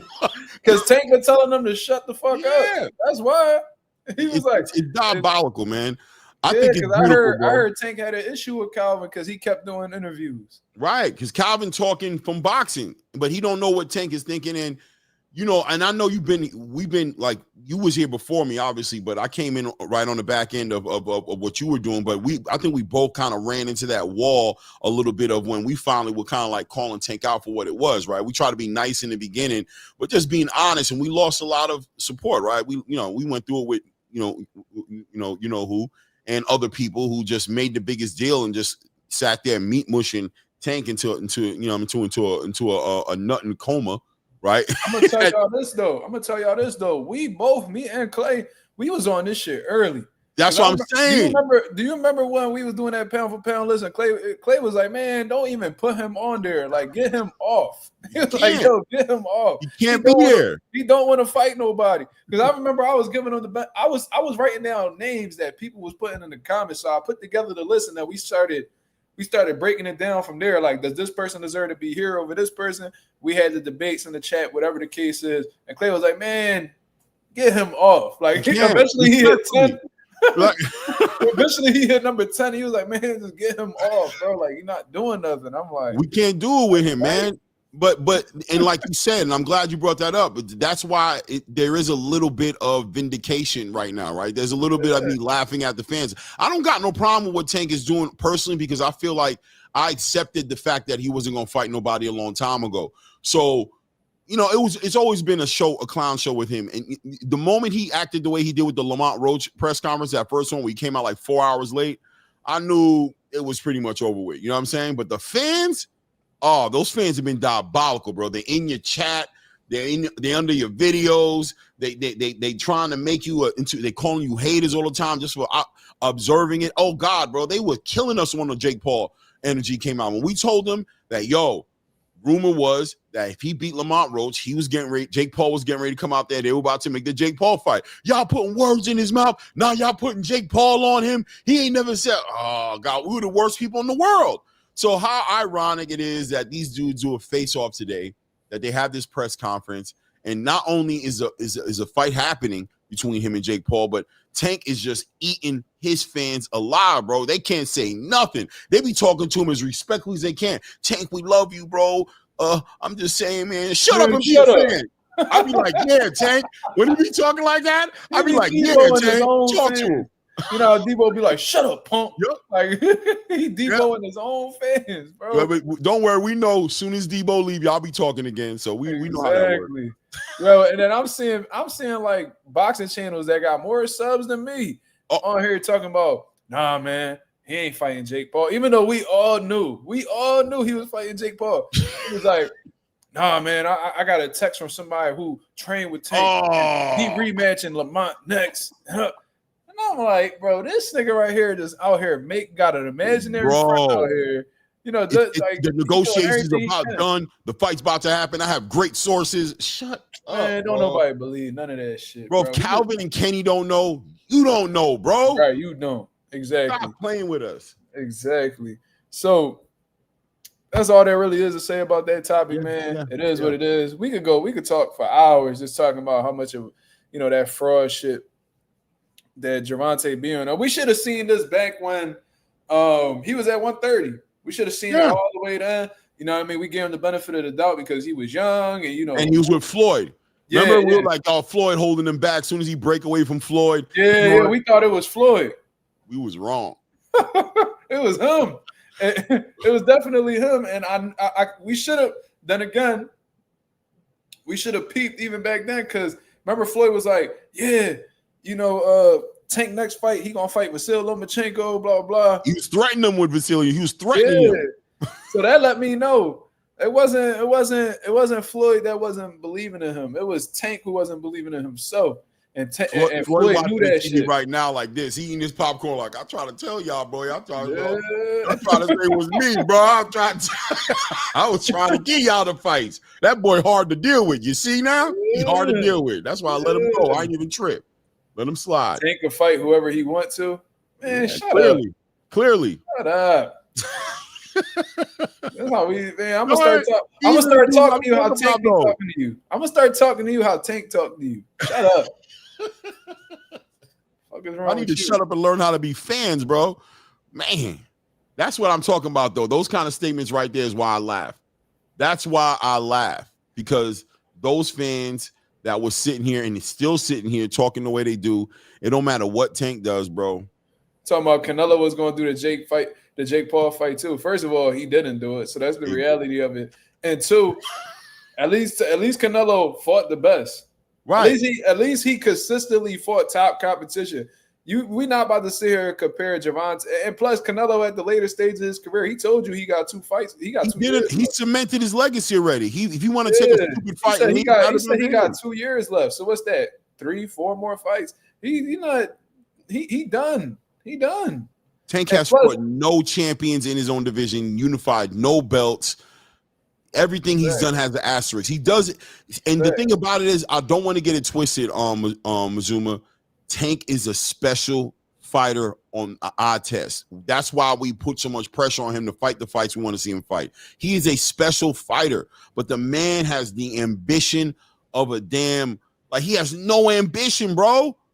All he wants is money. Money's not everything, bro. And now he's putting himself into a situation. Look at this. Lomachenko decided to retire instead of fight Tank. You see what they be doing, bro? They'll address anything except what the fuck he doing right now.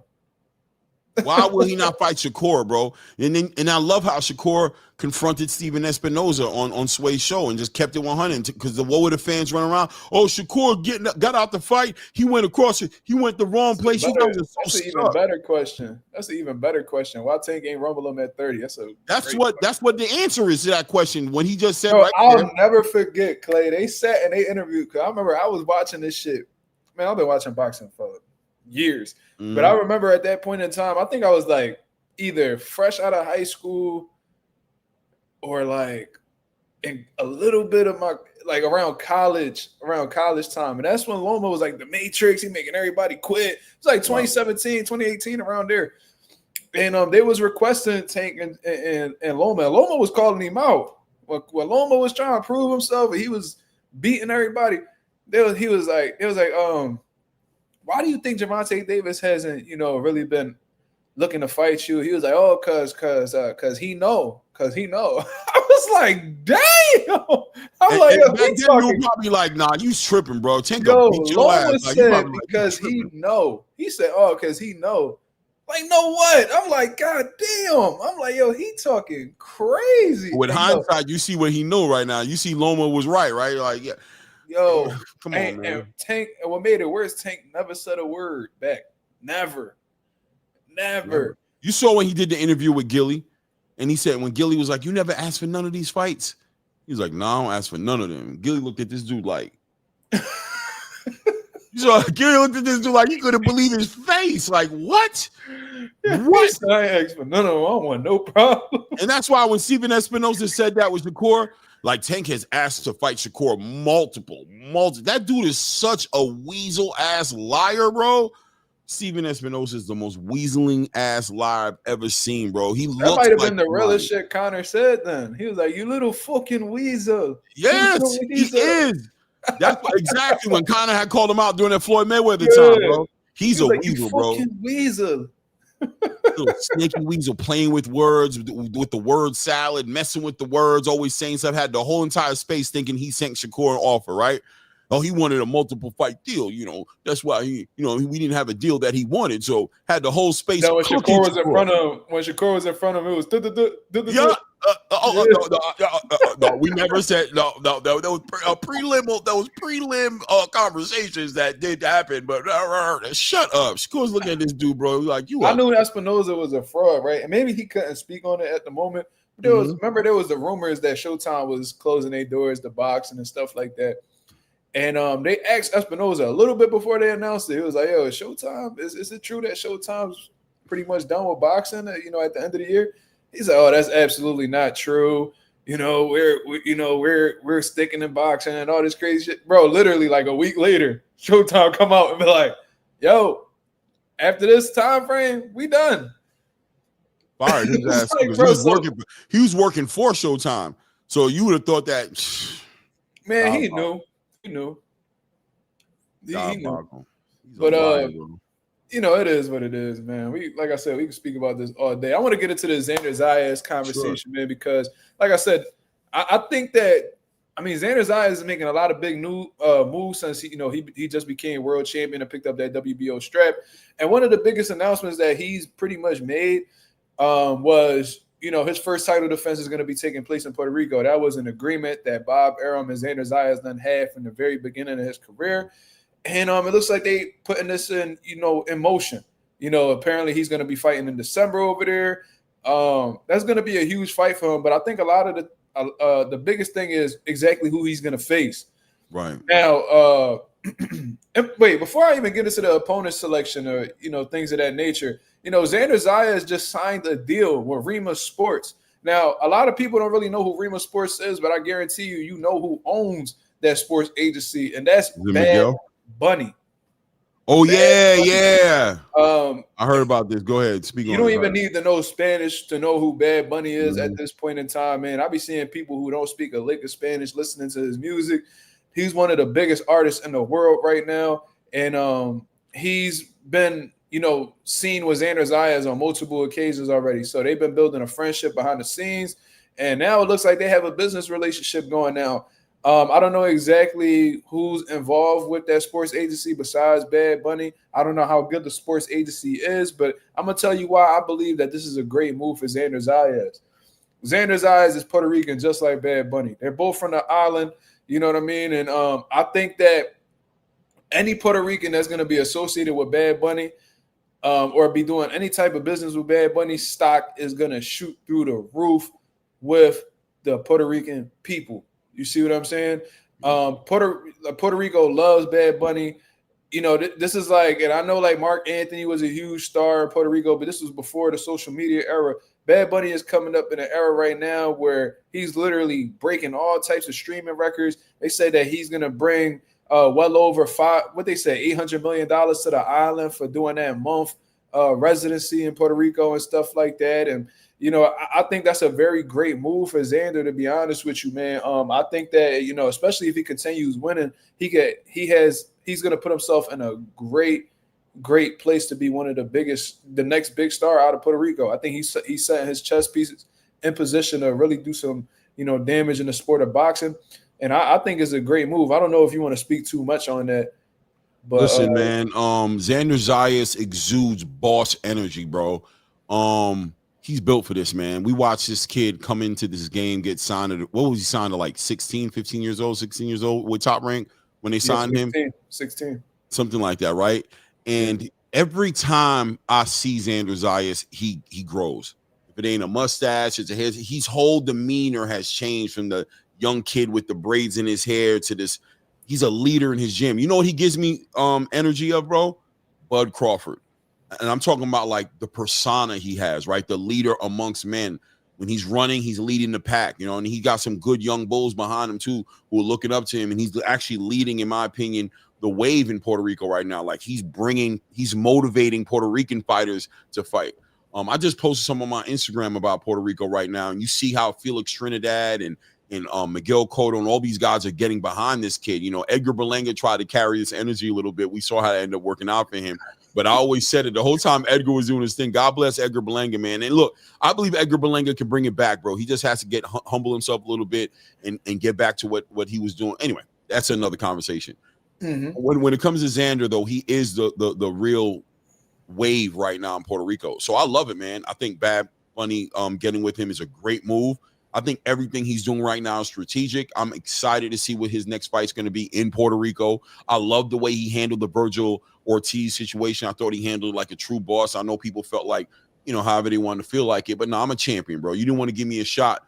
You know what I'm saying? When I wasn't a champion, but now I'm a champion, bro. So we not fighting in Vegas. I'm going to come and take my island, bring my island with me, bro. And I'm about to be the next biggest star right now. And you don't got nothing. So you do what you need to do and worry about Erickson Lubin.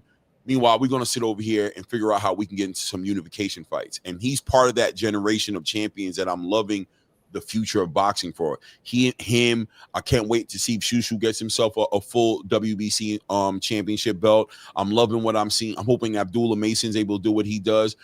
Brian Norman Jr., I like the way, even him, man, I like the way he carries it. I'm loving this next generation of champions, man. And Xander's part of that conversation, man. Just can't wait. I'm excited to see what he does next. Now, speaking of what he's going to be doing next, and I seen you bring up the idea of a unification fight. Mm-hmm. I just came across something that could really put Xander Zayas in a huge power position over at the 154-pound division. And I think it's a brilliant move in all honesty. Now, shout out to Lance Pugmire for this article that been put out by Boxing Scene, man. Very great informational article, to be honest with you. And I'm going to just cut to the chase.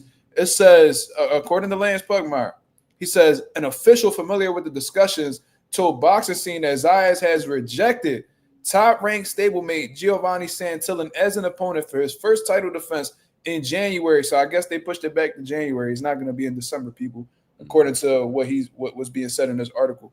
And is instead seeking a unification match against the new WBA champion, yes, Baraou.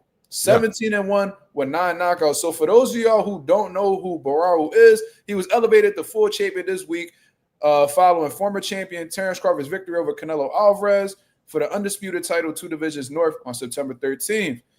The 30-year-old from Germany captured the WBA interim 154-pound belt on August 23rd with a unanimous decision victory over Cuba's Duenas Tellez.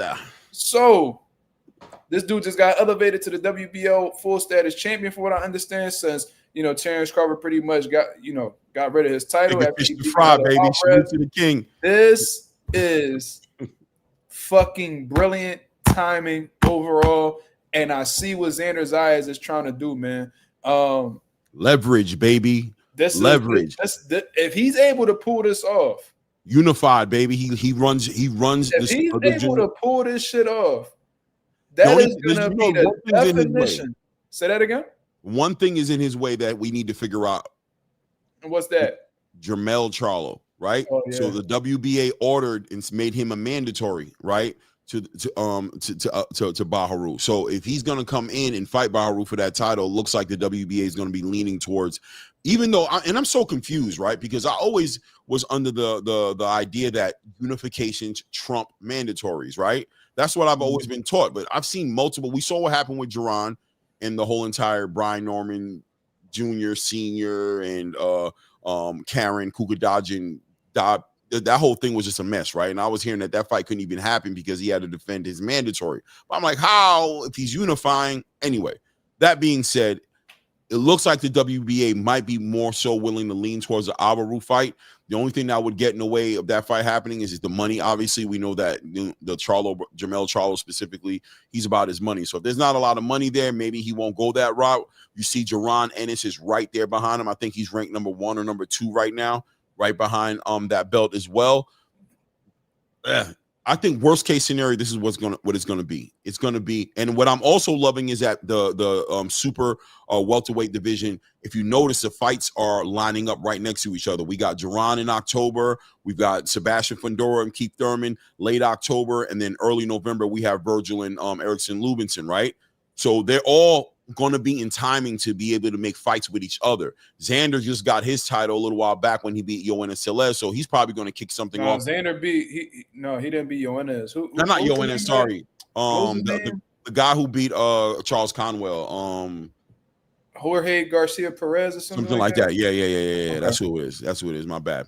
But so we just got to see what he does next. But I remember they did the face-off in the ring, right? If you remember at the end of that fight, Xander came in and had like a little, shook his hand and had a little face-off. So I knew he was pursuing it. But we got to see how the WBA feels with this Jermell Charlo situation. But if that doesn't happen, then I could see that fight happening right there in Puerto Rico. That's a big fight, big money right there. Yeah, Jermell Charlo could definitely get in the way because, since he's a champion of recess, all he got to do is be like, yo, here I am. What we doing? And the WBA is, by the rules, they're just going to have to, mandate this fight to happen. But the thing about Charlo is, from what I understand, he hasn't necessarily, taken those, those steps yet. Right. You know what I'm saying? So that's one thing. And then another thing is they talking about he's rumored to fight Earl Spence early 2026. Exactly. So with both of those things going on, I don't know if Jermell Charlo is really too pressed on, fighting Baraou at this moment. And I was saying the other day, he should just go ahead and fight him. Because this ain't no disrespect to Baraou, but, there's levels to this shit. Right.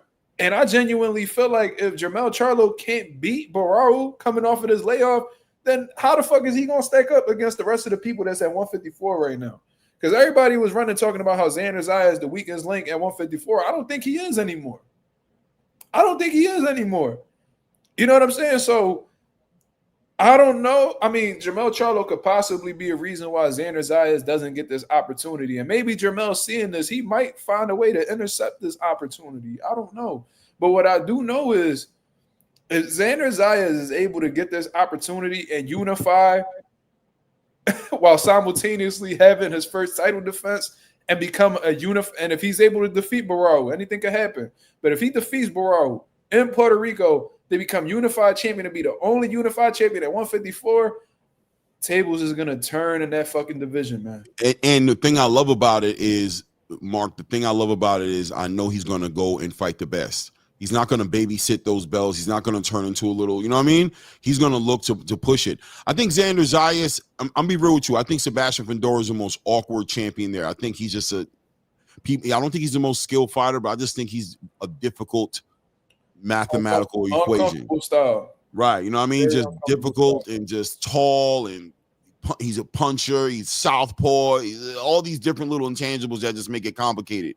Right. But outside of him, I think Xander Zayas is the most stylistically problematic fighter in that division as far as champions. If you look at the landscape of fighters right now at 154, they're all kind of like they're like all like comparable to each other, right? They're all inside fighters. They like, you know what I mean? They all kind of give you that Serhii Bahachuk, Brandon Adams, Virgil Ortiz, Jaron Ennis. You could line them up, Bakram, and whoever you know what I mean? You got fighters like Josh Kelly, Xander Zayas, who are real boxers. And I think Xander is one of those fighters who's just really young. And every time I see him in the ring, he gets better. He gets better. Stylistically, I don't think these fighters are really ready to deal with that boxing pedigree that he brings to the ring. He's really a smart fighter. I think he's hard for any of these fighters to beat, man. But my next thing I'm going to say about Xander is because I wonder if he's going to outgrow the division. There's another thing I'm noticing about him. Every time I see him in the ring, that boy bigger. Hard. This is what I think personally. I think I think his first defense is going to be his last fight at 54. There it is. That's what I personally believe because, and I've been saying this since before he even stepped in the ring with Jorge Garcia. I watched that little episode that Top Rank put together for him, and I pay, as a former fighter, former competitor, and a current trainer, manager, matchmaker, whatever you want to call me, I pay attention to these guys' words more than anything. You know what I mean? Because a lot of these dudes not like really, what's that called?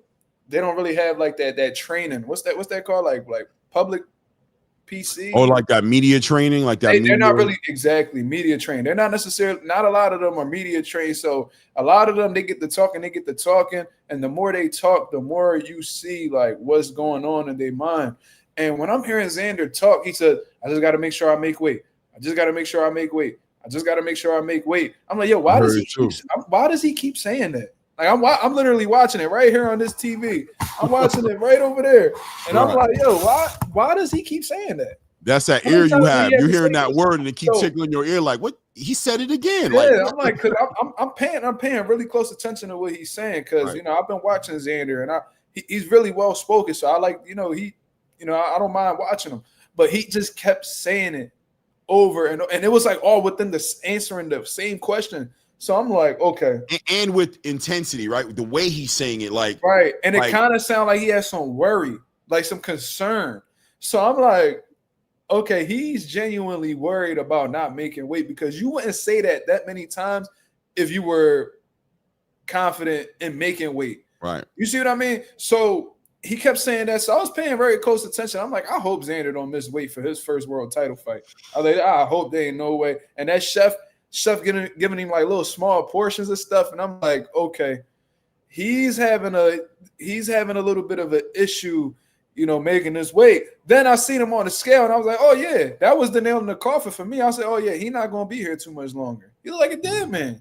And mind you, Xander has been, like you said, he's been growing nonstop. Mind you, when he was 16, he was at 140. Talk to him. Went to 47. Couldn't make 47 no more. Went to 54. Now he looks even bigger than he did in his previous years. So I genuinely believe that, and I think that's probably why he wants to go out the division with a bang. I think he want to unify, and I think he's gonna move right up to 160. That's what I personally believe. I think that, right after he gets that world, he already got the world title. You know what I mean? He was gonna do a Santillon situation, but considering Baraou just got elevated to champion, he was like, all right, if I'm gonna do it, why would I fight Santillon? He's not even a legit 54. He was 100%. At 47 getting stopped by Brian Norman. What am I gonna get out of fighting him? Yeah, that's a light touch, but if I could, fight this guy right here and become unified before I leave the division, that'll make me a bigger star at 160. 100% leverage. And Baraou is a no name in reality. He's a good fighter, but he's a no name. So it's like it's a fight that can be made. You know what I mean? He can get this guy back that would interest him. And also, obviously, Baraou still in that. He seems like a legacy kind of fighter. He also has an opportunity to unify as well. I think he'd push for the fight to happen as well. If he could, I think he'd rather take a fight against Xander than fight against Jermell. Not because Jermell's going to be a harder fighter to fight against, but because, bro, I think he likes the idea of being unified champion. And he probably plans on staying at 154 a little bit longer than I think Xander would stay there. I think I'm 65% confident right now that the fight between Xander and Baraou gets made. That's where I'm at with it. I need to know what Jermell's doing. Put that money up, man. Yeah. They better put that money up. If they believe in that kid like that, and he ain't going nowhere anytime soon, and he's been like an ideal fighter under your promotional state, you better make sure that Baraou don't consider anybody else. Exactly. It's up to Top Rank to make it official. They got to seal it. Yeah. It really is. If Jermell don't interfere and that fight still don't happen, it's because Top Rank failed Xander Zayas in them negotiations. And I also wanted to say this. Golden Boy should be embarrassed. If this fight happens, Golden Boy should be embarrassed, man, because there's no way that Xander Zayas unifies within 2 fights, and y'all boy Virgil can't even get a world title. Sitting on the interim title right now. Yeah, and they using that as if like, that's a legit title. See, and then every time you fight a motherfucker, it always had like you fought Mazuma after he was champion. You beat Bohachuk, but Bohachuk ain't never had a title. You know what I'm saying? So you've been getting good wins, but they haven't been for the jewelry. You know what I'm saying? So now y'all had an opportunity. Y'all had the opportunity to pull Xander card. I don't know if Xander would have took the fight. I don't know. But what I know is Xander's too motivated. He seemed like he wanted it. Yeah, and look, you want to know how I'm confident that at the same time I am confident that he might have taken the fight because he was willing to fight you when he wasn't champion. So why wouldn't he fight you now? You know what I'm saying? So I'm sure he would have took it, but anything could happen. But Virgil, if you really wanted to fight, man, and I hate that he's so hands off with his business because I remember he did an interview with Ak and them, Ak and Barack. And he said that he's not really hands-on with his business. He let his people decide how much money he make, which is crazy to me. Absolutely crazy to me. It's like you're like the example of a fighter that will get finessed by the boxing game because you're not paying attention to what's going on with your own business. But anyways, you had the opportunity. You and Golden Boy had the opportunity. And Golden Boy has been real funny with putting their fighters in risky fights and stuff like that. You know how what I mean? they just did Schofield. Yeah, remember they was like, why would you fight Shakur when we could keep you undefeated for 10 years? They just did it to him again. He had a champion. He could have fought. They could have made the fight happen with Mortala, bro. All of a sudden, he fighting Jojo Diaz. Golden Boy love to pump fake. So they sitting here and they sending the offers as if they're A side. Then they trying to decide the location of the fight as if they the A side. Bro, y'all motherfuckers don't control nothing. That's the champion right there. And you over here acting like he ain't got no say so because they not following y'all rules. He a duck. He told y'all, yo, let's make the fight happen, but we doing it in Puerto Rico. Right. What make you more different than Bud when he had to go to Scotland to beat Ricky Burns? What make you any more different than Errol Spence when he had to go to the UK to defeat Kell Brook? What makes Devin Haney had to go to Australia to Marvin fight. Hagler did it. Yep. Marvin Hagler had to do it. Listen, Devin bro. Haney had to do it. These motherfuckers took chances because they believed in themselves. So when I see that you let a fight fall through because of the location, that lets me know that you may not, you or your team. Somebody. You say you hands off. Something tells me that somebody within your vicinity doesn't believe in you like you believe in you. That's what that tells me. You completely fumbled this situation. Yeah, and Lorenzo said Paro beat Matias in Puerto Rico. Facts. So why couldn't you do it? Yeah. You so confident that you ask your team, why ain't I doing it? Ask your team, why aren't we over there getting it? I don't understand. Why aren't we going over there? Los Angeles, what they said, Vegas or California. Yeah. How about Puerto Rico? Because y'all don't dictate, y'all not champions. You putting up your interim belt and he got a full status belt. Nah, bro. That tell you everything you need to know. You can't dictate. You can't tell this man. He already had this in the plans before they ever mentioned both of you guys fighting. Bob Arum told you when they signed you, we're going to get you a world title and your first title defense going to be in Puerto Rico. Period. And that was way before Virgil Ortiz was even a name in the sport. So now you over here trying to make it seem like the agreement that they have isn't as important as you. Or like, you know what I'm saying? Like you making it seem like, man, fuck whatever plans y'all got going on. Let's fight over here or over here. You don't have that say so. Yeah. You ain't no big mega star. Like you're not over here selling out arenas. You not that type of fighter. So and you're not controlling anything either in real time, Mark. Why? Because you're not Mexican. Like you're Mexican, you're Mexican, but you don't got the support of Mexico the way Xander has the support of Puerto Rico. You don't got a country behind you like that. You're an American. You're a Texas Mexican, like you Tex-Mex, like you know what I'm saying. They support you, but you're not Canelo. I think Isak probably got a bigger pull in Mexico than you do. Bro, like Mexican, I know for a fact the Mexicans love Pitbull, bro. Ever since that Tank fight. They come out for him, bro. They be wearing that. They be wearing like the Pitbull mask and all that. Dog collars and anything for that boy. I be seeing the fans wearing that shit. Like they rock. Isak will lose and they don't give a fuck. They right back at the next fight. That's why PBC keep throwing them on them all them undercards. Let's bring the Mexicans in. Let's bring the Mexicans in because Isak really got a following. Mm-hmm. Yeah, man. So do you think if Xander doesn't get the fight with Baraou, which, like I said, I'm 65. I'll even say right now 70% sure that fight happens. But if he doesn't get that fight, and we've taken into consideration now that this weight issue might be an issue potentially, right? Be an issue or something, a clock that he's fighting against. What fight makes sense if it ain't for that WBA? If it ain't a unification there, does he wait out the Sebastian Vendora Keith Thurman situation and try to get in front of that? Does he fight Duran? You know what I mean? Does he take that guy right behind him? Does he fight Duran? Like, what fight kind of makes sense from your point of view for somebody like Xander if it's not going to be for that unification? I don't know if Duran will be somebody that he'll do a first title defense against. I don't know. There's a lot of possibilities, man. 154 is stacked from the champions to the contenders. You know what I'm saying? So I would have to look through like the WBO rankings to see exactly, what would make sense at this point in time. Let me see. Let me actually look that up. I mean, Josh Kelly's a weak fight. Duran is right there, number 2. I'm telling you, Duran's right there, bro. Duran's putting himself. By the way, Ennis, I know people got problems with Eddie Hearn. I get it, whatever. But I think Eddie Hearn moving with Ennis like a boss right now, bro. He moving. Did you see the name of the fight? Did you see what they named the fight? Which one?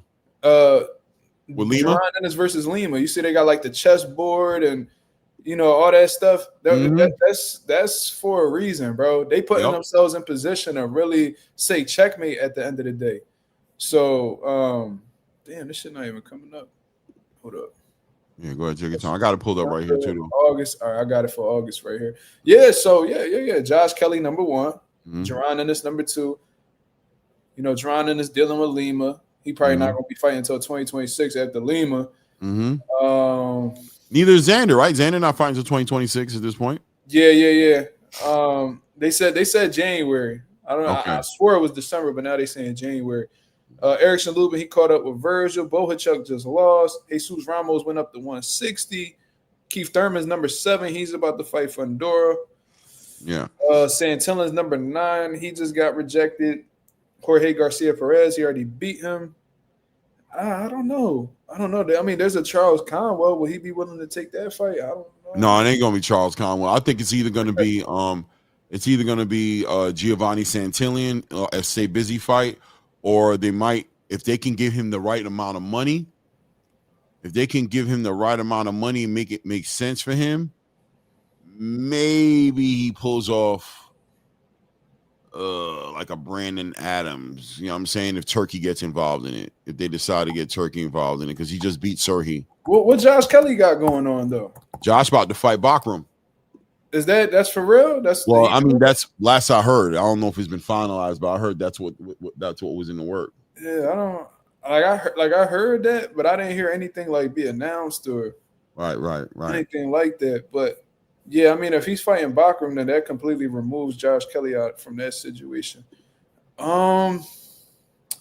Yeah, man, he might have to bring Giovanni Santillan back in the picture if that's the case, as a Stay Busy fight. But if he's able, like I said, if he's able to get Baraou, that's a major chess move, bro.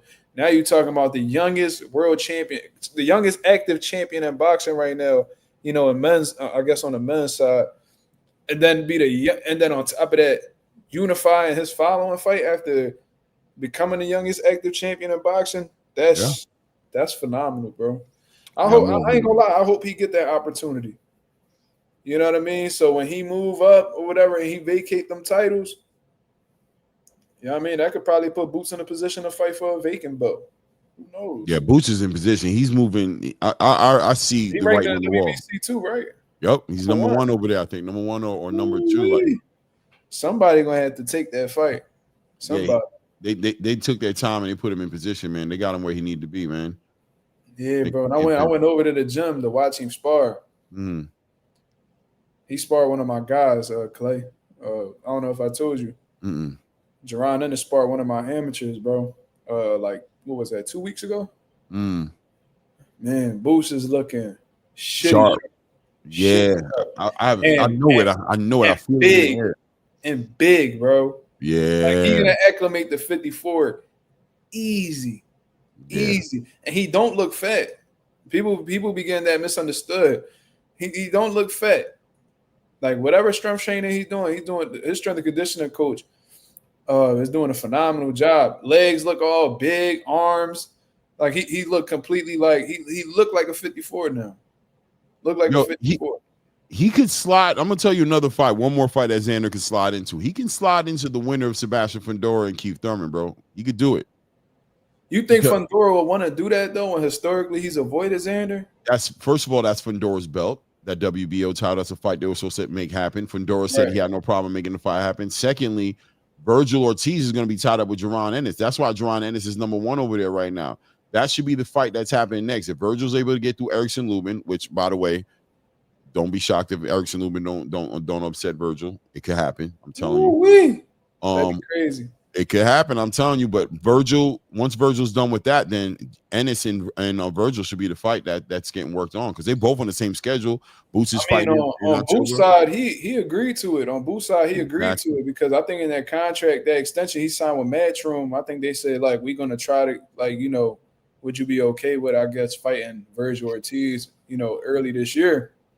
And a lot of people misconstrued that to being like, oh, the fight's already agreed to. No, Boots just agreed to it on his side. So after he beats Luis Malima, or if he defeats Luis Malima, then that's the fight he's going to be exploring next. But this is the problem, Clay, and I don't think it's Fundora exactly, but Samson Lukowicz is very, very he's like worried about Xander. Very worried about Xander. Say that again. He's like a Steven Espinoza. He talk out of two sides of his neck. He got a forked tongue. Samson. But when he said that he wanted to put, because I remember they was negotiating that fight initially. They wanted to put a rehydration clause on Xander. Mm-hmm. And I'm like, bro, your fighter is literally a cheat code. Yeah, he's bigger than, for all argument. Your boy the same height as Kobe. Yep. Reach is insane. They know he's struggling with the weight cut, bro.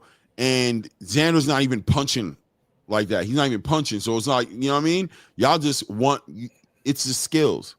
It's the skills. But I think that fight can happen. So they see that. So how am I going to be giving reassurance as a boxing fan that,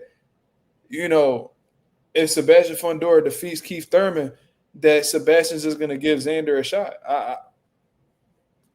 I mean, I don't know. And then it's like Xander's trying to come back in January, right? Right. Cool. You think Fundora's going to fight in what's that, November or October? He's fighting end of October. He's not coming back. He's not coming back till they'll make the fight happen in February. I don't see. No. I think they probably gonna keep him down till like May or something. I don't know. You know how they be, bro. Like they rarely do quick turnarounds over at PBC. So you know what I mean? Yeah. I mean, is it possible? Yes. That is definitely possible. But how the way they be moved, the way they act, if he was Xander the first time, and considering the fact that they don't really do quick turnarounds all like that at PBC, I don't know. I could be wrong though. They said boxer sparring says Xander Zayas versus Jesus Ramos is the fight to make. Is Jesus campaigning at 160 now or not? Yeah, that's what I was gonna say. That's what I heard. I think he's campaigning. I think he's done. I think he's moved on, man. He already fought at 160 when he fought Banana, right? When he fought Rosario, wasn't that at 160? Yeah. Right. Then he came back down real quick, had a fight, but he should be back up at 160. Yeah, I heard he moving up. Yeah, Anonymous just said Ramos is moving up. Yeah, Shane Mosley Jr. He's fighting Shane Mosley Jr. next. Yeah. That's an alright fight. Like, I mean, obviously Mosley Jr. not his father, but he can fight a little bit. He been stepped up a little bit though. Mosley Jr. has stepped up a little bit. He's gotten a little bit better. He's getting better. Yeah, George said Fundora to 6'5". Well, he's actually 6'6" from what I heard. But 6'5" giant asking for a rehydration clause is funny though. That's what I'm saying. It's crazy. Like, bro, you already got all the advantages in the world. You mad that somebody might possibly come in? You concerned that somebody might come in heavier than you? Bro, you're literally 6'6", bro. Mm-hmm. Yeah, that's that fight right there. That rehydration clause is Samson understanding that Xander's growing, and he understands that he's trying to weaken him. But this proves to you how serious Xander is. I'm telling you, stylistically, Xander presents problems. He presents issues. He will give Fundora a lot of problems. Mm-hmm. He would. Because the thing about, Xander, first of all, he always comes in great shape. So that, I'm going to say that. He can actually move. Xander Zayas can move consistently throughout a round and still maintain his endurance. So that's another problem. Fundora might have to look for Xander, and that's going to be an issue because Fundora like to have his food right in front of him. He don't really like to look for it. Then another situation is Xander is a high volume puncher. He punches in combinations. You don't really see moments where Xander is being idle or he's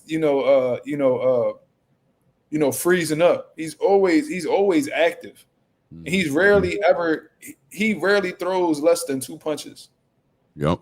You know what I'm saying? So, and Fundora, he's tall, yeah, he's rangy, but he doesn't have the best defense. So I'm under the belief that Xander will hit Fundora a lot in that fight. Yeah. You know what I mean? So he has the volume punching, he has the skills, he has the footwork, he has the endurance. He'll give Fundora a lot of trouble, bro. We've seen him get trouble. We saw Tim Tszyu give him a little bit of trouble in the first fight. We've seen Erickson Lubin give him problems. We obviously seen what Brian Mendoza can do. He can be outboxed, and and Xander's tall, and he might be, who knows how much taller he would be in a fight because he gets bigger every fight. Listen, man, Xander can fight tall against Sebastian Fundora. Sebastian Fundora hasn't gotten behind that jab convincingly enough to make me believe that he's going to be able to do something that's going to neutralize what Xander Zayas brings to the table, man. He's still the he's kind of like the Canelo, and Xander's like the Terrence a little bit in that fight. And he's nowhere near Canelo, but just to say he's a puncher and he has that jab.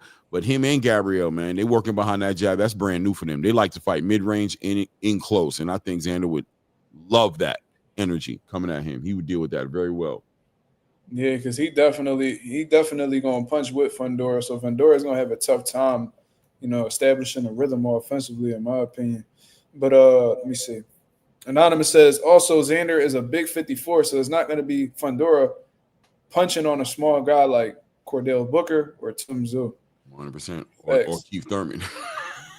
Yeah, or Keith Thurman. Keith Thurman, he was trying to be all funny, you know what I mean, with the motherfucking chair and shit and, doing the face off and all that. But, yeah, Keith Thurman is a small guy, bro. And we've seen, bro, we could put together a highlight reel of Keith Thurman getting hurt. At this point. Going to beat the brakes off that boy, man, respectfully. Yeah. I think so. I think it's going to be bad. I think he's going to get beat up. I mean, I was talking to somebody about this the other day, and this is what I say. I know Keith Thurman can be very cerebral. He's a very intelligent fighter. If Keith can get past these intangibles, I'll be excited to see him do that. You know what I'm trying to say? Like, do that, prove me wrong. That'll be a great fight to see you do that. But I don't know. You're not active. You're an inactive fighter. The last guy you fought was some little dude.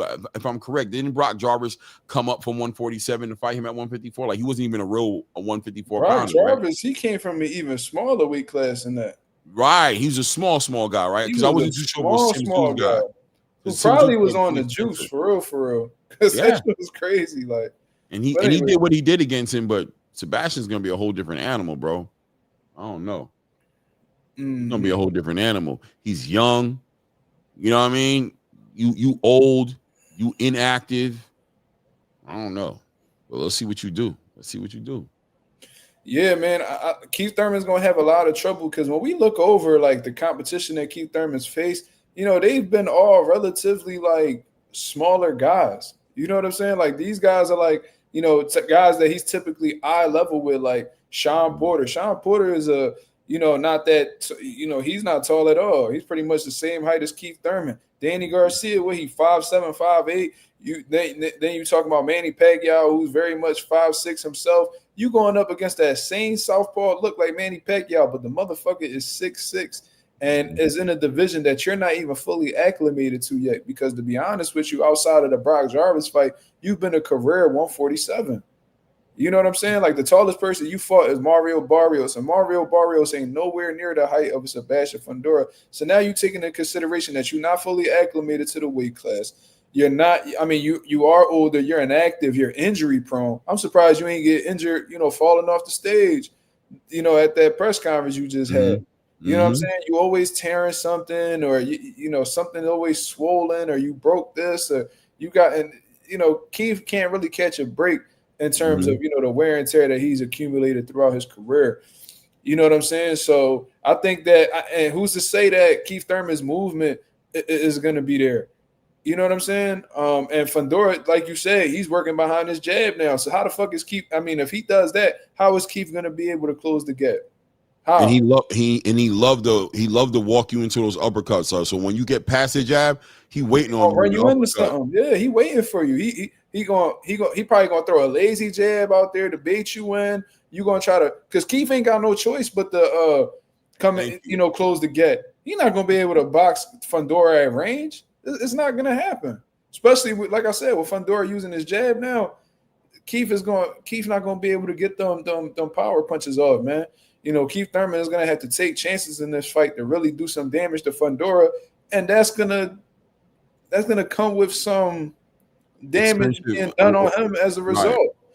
And I call that expensive club entry, right? The high price is bottle service. That's the only way you're getting to Sebastian Fundora, bro. If you ain't ready for bottle service, don't even come to this club, bro. You know what I'm saying? Because them shots gonna be crazy. They sipping nothing but Louis in that section. You heard? Louis Nothing but Louis 13, $50 shots. If you ain't ready to spend $50 a shot, don't even come over here, bro. It's expensive over here. So yeah, it's gonna, those chances that Keith gonna take are gonna be very, very risky, man. And bro, we seen him get hurt by significantly smaller guys, bro. We seen Pacquiao hurt him. We seen Luis Collazo hurt him. We seen Mario Barrios hurt him. I seen Sean Porter hurt him with a body shot. I've seen him hurt by Jesus Soto Carras. I done seen this dude get hurt so many times. Now all of a sudden I'm to believe that he's not gonna get hurt by Sebastian Fundora. Shit. And Sebastian loves some body work. He don't mind punching to the body at all, bro. His call behind, get down there and get to the body, bro. He find his way down there, bro. You gotta pay attention. Yes, and it's not like Fundora box like Mike Fox neither. You know how Mike Fox is, he just smooth, calculated. He just give you a box unless you ain't got to worry about. Man, Fundora putting pressure off the he will push you into a corner. He will physically and he don't mind. And he don't mind shit hitting the fan. That's what's dangerous about Fundora. He's not the most skilled dude. He got a lot of flaws defensively. I know all of that. And Thurman might be able to take advantage of some of those things. But one thing I do know is that Fundora is a fucking gangster, bro. Yeah. When he in there, he's a gang. He don't mind. He don't mind. He tastes blood. It just turns him up. He don't mind making it a gangster party. It don't matter. If he got to take it there, he gonna take it there. If it's gonna be ugly, it's gonna get ugly. If blood shed, even if it's Fundora the one bleeding, he don't mind that. He'll taste his own blood and go crazy, bro. Go crazy. And Keith ain't never really been in that spot before. Now, what do you think the chances are of Keith Thurman really realizing that this is his last chance? Really understanding this is his last opportunity to do something with his legacy. This guy was once the unified welterweight champion of the world, undefeated one time. Keith Thurman. I'm talking about the ponytail Keith Thurman, right? Who's doing the work, who was the biggest. Everybody wanted to fight Keith. Errol wanted to fight Keith. Sean wanted to fight Keith. Everybody wanted a piece of what Keith had because he had all those belts. He lost one fight against Manny Pacquiao, which was a close fight, by the way. I think there's an argument there to say if he doesn't get knocked down that first round, he wins that fight. I personally think there's an argument there for it, right? It's close. A lot of people don't address it, but it was close. Super close. So, and outside of that, undefeated for whatever it's worth, or just that one loss. So this guy, may feel like, his legacy, he needs that title. What do you think the chances of us getting like a real bloodthirsty, like dog Keith Thurman, like show us a side of him that we've never seen in him before? Do you think, what's the possibilities of that? I mean, it's definitely possible. And to be honest with you, I think that's his best bet of winning. Mm-hmm. That's to be honest. I think that if he tries to be on his bicycle, you know what I mean, and shoot his little combinations and get out the way, I think that that's gonna give Sebastian Fundora the confidence to really apply that pressure to Keith and get them shots off on him. And I think slowly but surely he'll break Keith up if And that's another thing. Due to his age, I don't know if his legs are you're gonna be able to be mobile for 12 straight rounds. I think eventually, especially if Keith get hit to the body enough, them legs not gonna be able to hold up and move around for those certain amount of rounds. You feel what I'm saying? So I think it's possible that he might have to go into like that killer mode and be that aggressive, aggressive fighter on the inside and all that. But I think that's his best. I also believe that's his best chance of winning. He's gonna have to take chances to beat Fundora. That all putting on that that outboxing approach. I don't think that's gonna work, man. Yeah. And I think he's gonna be very surprised by how. He's gonna think that the height is gonna be a problem. The reach is as well, because I bet you there's gonna be moments in the fight where he believes that he's out of range for Fundora, and then Fundora throws a punch and he's landing flush. He's gonna be like, "Oh, trust me, I done been there. I done sparred 6'3", 6'4" dudes. I'm 5'9", and none of the guys that I've sparred were Fundora's height. But I bet you that I've sparred dudes who had the same reach as Fundora, and you have this thought in your head like, all right, I'm out of range. You know what I mean? I'm safe here. And then all they doing is flicking a jab, and they bopping you right on the forehead. They're like, bro, I didn't know that he was that close. So Keith Thurman's gonna have a lot of issues with that as well. I'm telling you, because he's never been in there with nobody like that. Right. Especially somebody who could follow it up with the nonsense. And I highly doubt he's gonna find a dude that's around 150. I mean, outside of Mike Fox, but Mike Fox and Fundora don't fight the same. No. So Mike Fox is 6'4". Yeah, he's a southpaw. You know what I mean? So I guess bringing Mike Fox in the camp will help with Thurman, but it's not. He's not gonna give you the same style that Fundora is gonna be bringing to the ring, because that's not Mike. You know what I'm saying? So he'll be good to get an understanding of how tall Fundora is and what you could get away with offensively, what you can't get away with. But you're not gonna be ready for that pressure. You're not. Segueing a little bit to the Stephen Fulton O'Shaquie Foster co-headliner. You close with Stephen Fulton? I'm not necessarily close with him. I was actually, I'll tell you this. They actually called me to have work with Jerron Ennis and Stephen Fulton.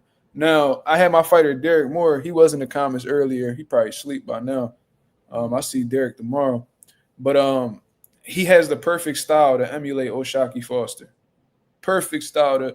So if Stephen Fulton listening or anybody on his team listening, I still would like to get that work. But Stephen Fulton had showed up late, so we ended up sparring Dennis Thompson instead of Stephen Fulton. Dennis Thompson is one of Boots' fighters under his promotional stable, and he's going to be fighting on Jerron Ennis's undercard, at the Wells Fargo Center.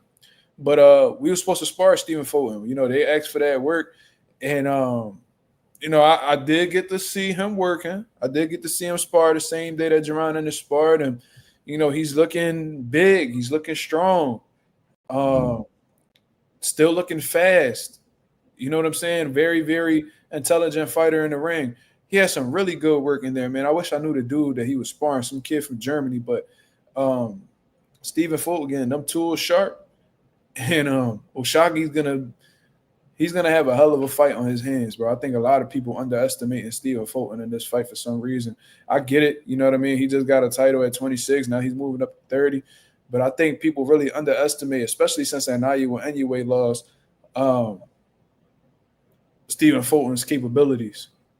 His capabilities is there for me 100%. And I want to see, and I think him going up a weight is going to be a good thing, because I remember when he first came to 126 and he was fighting Carlos Castro, and he got put on his pockets. And I was like, the weight cut the weight cut is an understated topic of conversation in boxing, right? Like we talked about it with Xander earlier today. I think Floyd Schofield Jr. is another person who I think may be dealing with weight cut issues at 135. A lot of these fighters, man, get real punchy. They get caught in their chin, and they're not what they look like they are during sparring, right? Because during sparring, they're not cutting weight. So they look like, you hear a lot of that with Devin. People talk about Devin sparring. They're like, oh, he be sparring like a dog. Shane Mosley, all these people expecting him to knock Jose Ramirez out because they know about this Devin Haney in the gym. But when he gets into the ring and he makes that weight cut, he seems to be a little weary. And it seemed like that was happening for Stephen Fulton. This fight's going to be interesting because O'Shaquie has the power. He has the athleticism. He has the conditioning. He's a pretty decent pedigree boxer as well. But I think there's separation in that part of the conversation when it comes to Stephen Fulton. The pedigree is going to be different. Stephen Fulton's a better boxer. And he's fighting in a new way now that makes me nervous. He likes to fight inside. Ever since he started with Bozy, he's kind of bringing this boots energy, and I'm wondering if that could work against him against an O'Shaquie Foster, if he shouldn't tap into that bag where, you know what I'm saying, he's boxing, you know what I mean, working that jab, you know, doing his work, bringing it in close mid-range at times, but, you know, respectfully making this guy box, force O'Shaquie Foster into an uncomfortable spot to where he's having to take some risk. He's having to take some chances that Stephen Fulton can capitalize off of. What do you think about that? Look, I definitely think that Stephen Fulton has the tools to really give O'Shaquie some problems. You know what I'm saying? I think that his speed is going to be something that's going to play a major key into him having success in the fight. O'Shaquie, you know, the thing about O'Shaquie is he's definitely skilled. You know what I mean? He could definitely fight, but I do think that he's a bit inconsistent. You know what I mean? Like, he looks, you know, phenomenal in one fight and then, you know, looking, I'm not going to say mediocre, but definitely looks like he'll put on like a subpar performance. So it's really hard to gauge exactly what O'Shaquie Foster we going to get on the night of the fight. He might look sharp, he might not. That's just something that happens with, you know, inconsistent fighters. O'Shaquie could definitely, he got dog in him. You know what I mean? He liked to let his hands go. So this is definitely going to be a good fight. But I think that Stephen Fulton's I think what's really underestimated about Stephen Fulton, that man has a world-class jab. A lot of people don't be talking about that, man. People, when they talk about jabs, they talk about Jamal Charlo, they talk about Bud, they talk about Devin Haney. Stephen Fulton is rarely ever brought up in them conversations. And when you really watch the type of jab that Stephen Fulton has, yeah, he easily has one of the best jabs in boxing, in my opinion. So we're just going to have to wait and see. And, you know, we got to see how Stephen Fulton looks at the weight because he looked pretty big at them press conferences, man. He did, man. And I think it's a good thing. I think it's a good thing. I think he's gonna help with his punch resistance. But you said that jab, right? And I agree with you 100%. Like, that's what I think he's. But where's that jab at if he's in the mid range all the time? If he's sitting there catching shots off his glove and he's working on the inside and he's working that uppercut through the middle of the guard and he's working the body and he's getting real physical. You know what I mean? Like, well, the jab could definitely help him get the mid range. Okay. You know what I'm saying? So, like, a lot of people, like the jab probably is not going to be used as much if you're directly in front of your opponent, but there's going to be times where he's going to have to reset or at least find himself, you know, back at that mid-range point. He's not going to just walk in. You know, that'll be foolish of him to do so, especially when you got somebody like Shaq who, you know, is a, you know, pretty solid fighter. I think he's an intelligent fighter as well. So if he's going to be looking to, you know, make this an inside fight, he's going to have to use his jab in order to close that gap, because if not, you know what I mean, it's going to be an issue. Yeah. So Stephen Fulton's definitely going to need that jab, and the angles that he was using against Brandon Figueroa, I think that's something that could definitely help him with O'Shaquie as well. He can bait O'Shaquie, I think, into being too much of a fighter, trying to get wild, and I think Stephen's organized, you know, his stoic approach to that organized confusion, I like to call it, because sometimes it looks like almost reckless a little bit, kind of like he's getting into a brawl, but if you really pay attention, he's not getting into a brawl. He's really putting you in a bad position. He's walking into a lot of drama, into a lot of shots. I think he can do that with O'Shaquie, but you know, let's see how the punch resistance is going to be. Let's see how the weight's going to be on him. Does it slow him down? Does it, you know what I'm saying? Does it take anything away from him that gives it? And also, how does he approach it? Does he fight like I think like Andy Cruz, for example, I see him, you know, sometimes looking like that as well, where he fights on inside, but he gets clipped and he gets on his bicycle and gets back to that Cuban amateur style. As soon as he gets clipped, he goes back to what got him to the show. Yeah, both of these fighters, they definitely take a lot of chances. Yeah, man. Yeah, man. Yeah. That's what it is, man. Let's see. Lorenzo says Shock don't stab to the body like Inoue does. That's the punch that beat Fulton on the outside in that fight. That was me personally, I think that was the best performance that Inoue's had his career. That shit was so clean, bro. Yeah, man. NUA mixed it up too. Like he you know what I mean, he was boxing from the outside, great combinations, the speed, the footwork, the timing. NUA was on 1,000 the night of that fight, bro. Yeah. Anyway, got some great fights coming up too. I mean, he's about to fight Picasso, but after that, it's up. Him knocking. I was watching Picasso, man. I'm like, not it, right? He ain't gonna do it. That's what I'm saying. Like it's looking like tailor made. Mm-hmm. Looking like. So, he had a good time against MJ, man. He enjoyed himself in that fight. No, I heard. I didn't get to watch the full thing, unfortunately, but I did see I did see the majority of it. Put on a great display of boxing. And MJ could take a little beat in there. I think he got frozen under the lights. I think MJ got frozen. Yeah, you think the moment was too much for him? Yeah, man. He didn't fight. He could have fought way better. I've seen MJ fight before, and I felt like you can kind of see it when you watch a fight. He's kind of reserved. He got caught up. That's a lot, man, in front of that crowd. You know what I'm saying? It looked like the lights kind of got to him a little bit. Yeah, but it kind of makes you look crazy when you making these claims that people ducking you, and then when they fight you freeze. That's crazy. You was getting sucked on. Walaikum salam, G Tatted. What's good, family?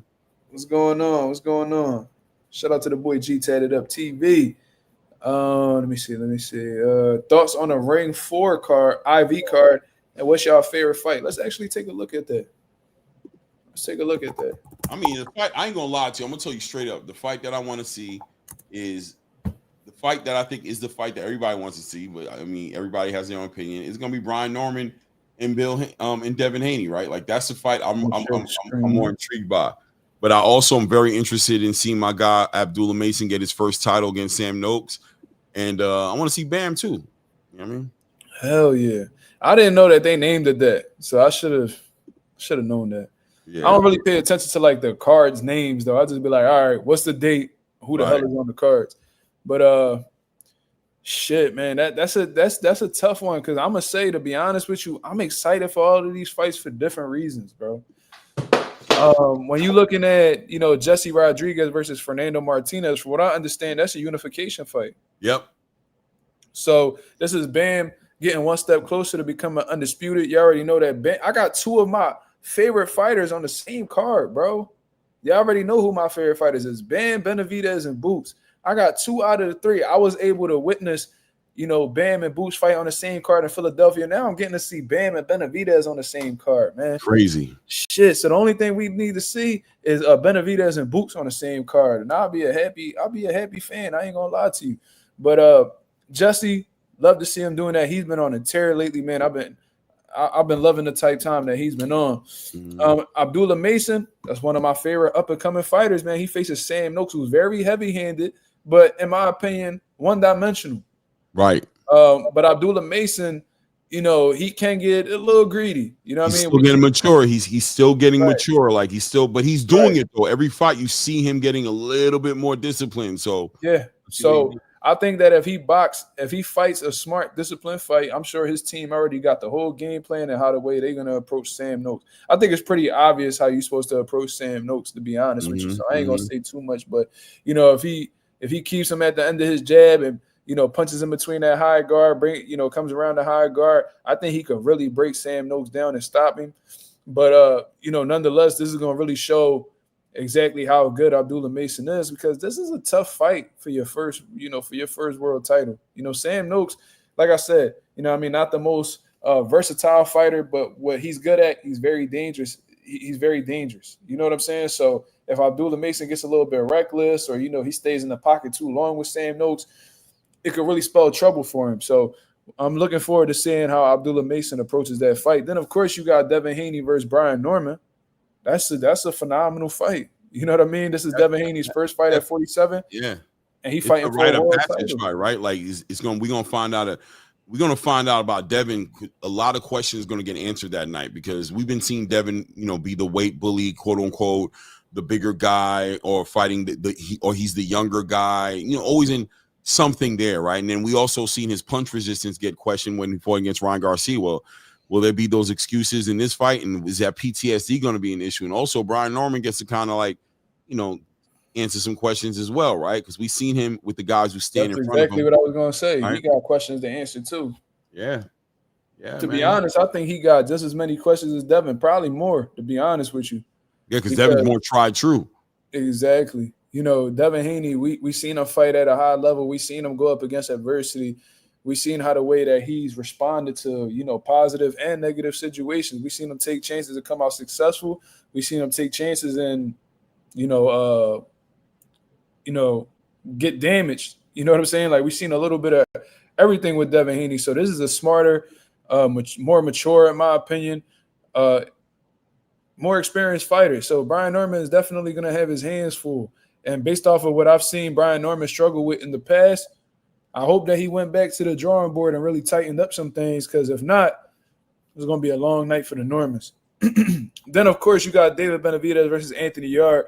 David Benavidez has been on an absolute tear, just trying to get his opportunities, man. Unfortunately, his career has just been plagued with the politics of boxing. You know, also, you can make a case that a lot of the things that's been going on in his career has been due to his wrongdoing, whether he's failed drug tests, right? You know what I mean, for, messing with that powder, then missing weight, in the bubble. But to be fair, bro, I was in the bubble. A lot of people missed weight, and it was probably because people couldn't leave their hotel rooms. Right. People couldn't leave their hotel rooms, bro. Yo, I was at them PBC bubbles, bro. You were only granted an hour of gym time.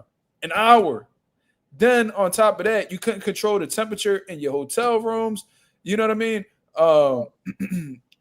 And the only way you could really leave the room is if you go to eat downstairs.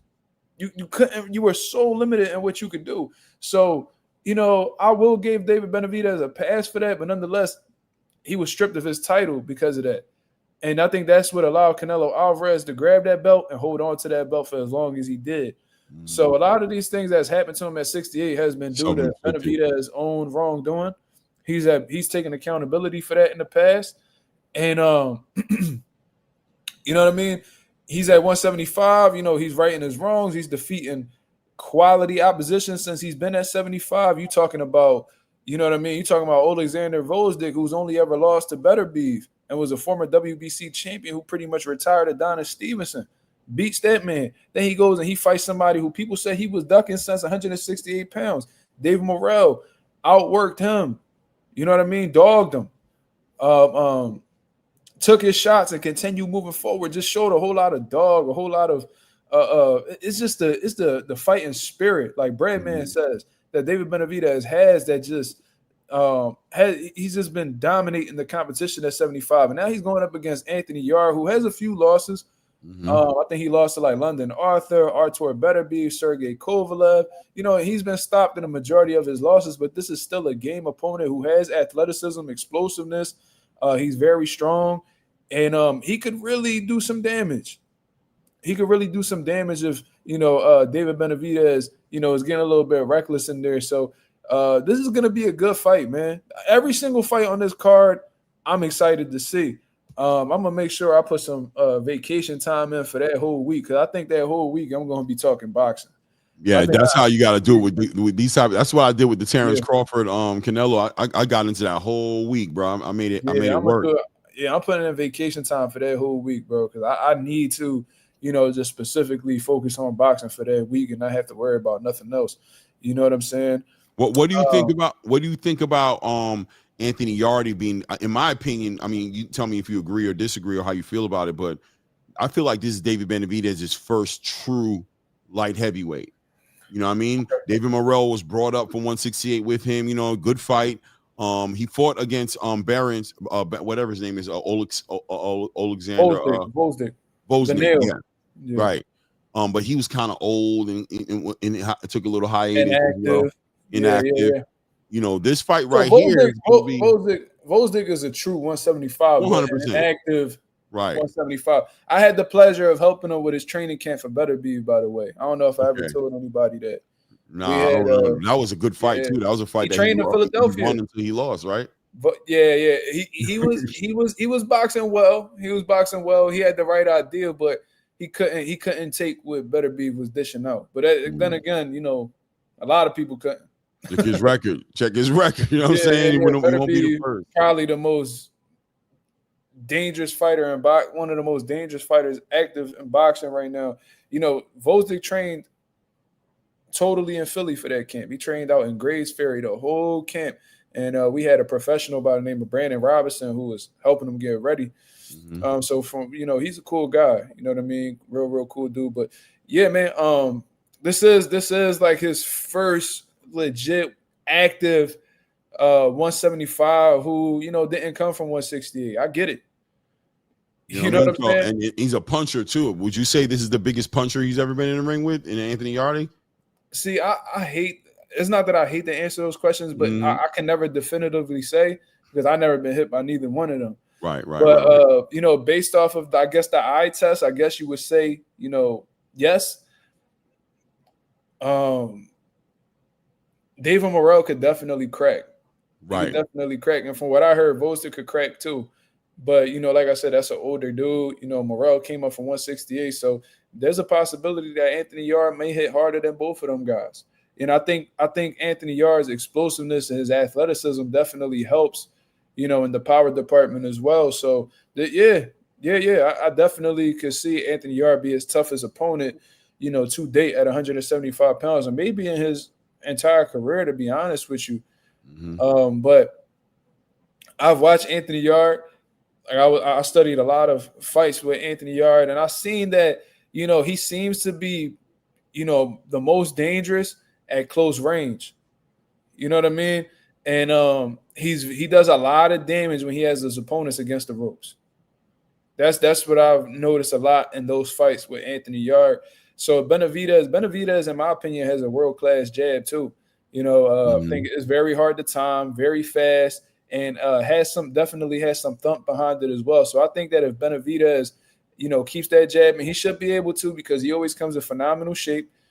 If he's able to keep that, consistently pump that jab and build combinations off of the jab, I could see Anthony Yarde getting, having that high guard, trying to defend the shots and, I could see him getting all worked. I think, to be honest with you, and considering the fact that in my personal opinion, Anthony Yarde doesn't have the best gas tank, I think he could get stopped late. Like Anthony Yarde? I think Anthony Yarde could get stopped in like the 11th round. You think the power? Do you feel like David Benavidez's power has translated for you yet at 175? You know what I mean? The thing, I never thought Benavidez was a big puncher. Period. I never at 68. I never really thought. Now, obviously, he's he was a big dude at 68, so his power had an effect on them guys that seemed to be smaller than him, like Andrade and Caleb Plant. So yeah, as you go up in weight, the punch resistance does typically get stronger. But I never looked at Benavidez like this one punch knockout artist. He's always been an accumulative puncher. He has to put them together in order to break you down and get you up out of there. I think these guys that he's been facing lately has been tough. You know what I mean? Like Morrell was an undefeated fighter. Vosdick, he got skills. Only Beterbiev was able to stop him. So, and Beterbiev, like I said, he's one of the biggest punchers in the entire sport, pound for pound. You know what I'm saying? So, so far, it doesn't look like Benavidez's power has translated to 75, but I don't think he necessarily needs crazy power in order to get stoppages at 175. I think his volume and his I think his volume and his pressure enough is going to be able to break some of these dudes. Yeah, that's what I would expect. I mean, he's gonna let his hands go. I wonder if he's gonna be more reserved at all in this fight at all because you let your hands go. Your hands can't be in multiple places at one time, right? So it's either by your face or it's not. I'm wondering if Anthony Yarde is gonna be able to time things out, punch while David's punching, and based off of that, is he a hard enough puncher to be able to hurt David Benavidez? So. I'm favoring David Benavidez to win that fight though, but I think it's gonna be it could be a great fight. A more competitive fight than people think it's gonna be. Yarde, arguably Yarde, this is his backyard. I mean, this is his city. He's fought the champions. He fought Artur Beterbiev, and he fought Kovalev. So he's got the experience as well on the championship level. So I think it'll be a decent fight. This would be a good experience for David Benavidez, to be honest with you, because if he would have, let's say he steamrolled Anthony Yarde. That's just gonna continue to build his confidence. You know what I mean? And they'll continue to attach his name with the top guys in his division. Ain't Better be fighting on the card as well? Yeah, Better be was fighting somebody Like Deion Nicholson or something like that. Yeah, Nicholson. Yeah. I don't see him on the flyer, so I don't know exactly what's going on with that. But yeah, he was supposed to be on this card, I think. Yeah, I think he's supposed to be on this card. That'll be interesting to see. I'm excited for that fight too. I want to see how on this card, right? Wasn't Boots going to be on it first, and they took him off, and they put. I think they were. I don't think it was ever solidified, but they were talking about it. But yeah, he's definitely fighting November 22nd against Deion Nicholson too. So I'm looking forward to seeing Better Beef too. Yeah. Hell yeah. This like card I said earlier, man, boxing is going crazy right now. Seeing this Tank Davis situation is just like funny to me because it's just like so much boxing is going on right now. And here we are. And they got this thing going on, this little sideshow going on over there. But it is what it is. Yeah, man. And they talking about Gervonta was sitting on that stage talking about this is a win for boxing. No, it's not. These fights right here are wins for boxing. Thank you. Boxing is winning. This is what represents boxing, not the goofy shit that y'all be talking about. 100%. Benavidez Yard, that's a win for boxing. Norman Haney, that's a win for boxing. Bam, Fernando Martinez, Abdullah Mason, Sam Noakes, Better Beef, Deion Nicholson. Even though we don't know too much about Deion, all wins for boxing. Teofimo Shakur, all wins for boxing, huh? Teofimo Shakur, they working on that. Boxing. You know what I mean? Boxing's and okay. That's man. if Teofimo, find his pen. You know that part. I'm interested in seeing what this PBC Turkey Al Sheik relate. I want to see what that's going to turn into. I want to see what that's all about. Yeah, because they could do some damage if they could build a consistent relationship. PBC could take the throne real quick if they can get the money back. Bro, because they got the talent. They just not active. And I think the reason why they haven't been active is because the funds ain't really there. So if they could do that, man. Or How you think Tank gonna feel about that? Man, Tank gonna be long gone before they start doing that, brother. You already know. He getting up out of there. Okay. Oh yeah, Anonymous said that Subarel was supposed to be on the card with Dalton Smith. That's what it was. Subarel, Dalton Smith. Yeah. I mean, that's what it was. I don't know exactly what happened with that situation, but they lost the bid. Subarel's promoter won the bid, so they'll be having that fight in Puerto Rico. Man, They're gonna have the fight. I can't wait to see Subarel neither, man. Yeah, a lot of fights, man. A lot of fights going down, bro. A lot of fights. I want to see Schofield Jr. and JoJo Diaz. Shoot. Yeah. You know what I mean? I see what they doing. I see what they taking their time with Schofield for sure. But Oscar's taking his time with Schofield. But on the low, Oscar seems like he's deaf to the reality. What's the reality? Schofield about to need to go to 140 soon. You should have put him in that title fight. Got him. See if you could got him a belt. He going to 140. I believe he's going next. And to be honest with you, I was studying more than Taya. Floyd could have had a lot of success in that fight with that rehydration clause with that IBF. I'm telling you that way. I've been watching it. I think that weight. I think he had to strip butt naked to fight against Seven Farmer. He got butt naked. He definitely did. Yeah, that's crazy.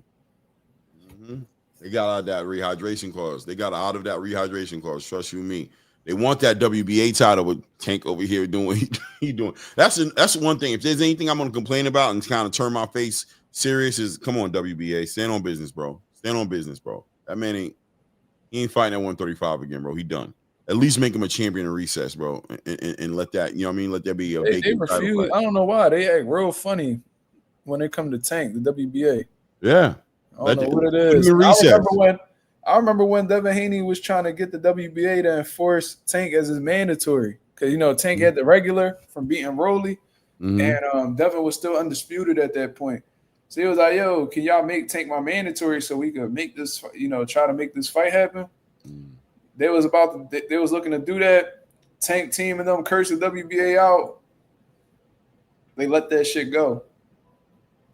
Crazy, absolutely crazy. But we got any last thoughts before we get up out of here, man? Nah, man, we got a great weekend of fights coming up. Anyway, I'll be going up live tomorrow, so Sometime I'll be going up. I want to talk about this Pro Box car. I'm really interested in Najee Lopez and what he's bringing to the game, man. Yo, I did not know he was Puerto Rican. Yeah, bro. Puerto Rican. Dad is Puerto Rican at least minimum. At least his dad is Puerto Rican for sure. Yeah, that Lopez last name, I should have picked up on it, but yeah, man. Hey, yo, I like him, man. I think he's a great fighter, man. Yeah, I was just watching. I was just studying up on Najee like 3 days ago. Mm-hmm. Not the Najee that be cooning. I'm talking about. I know. Don't do it like that. Yo, shout out to Najee, man. Najee out here trying to make a living, bro. Let that man live, man. He out here trying to do the work we can't do, bro. He getting those interviews. He trying to make it happen, bro. Let him live, bro. Hey, man.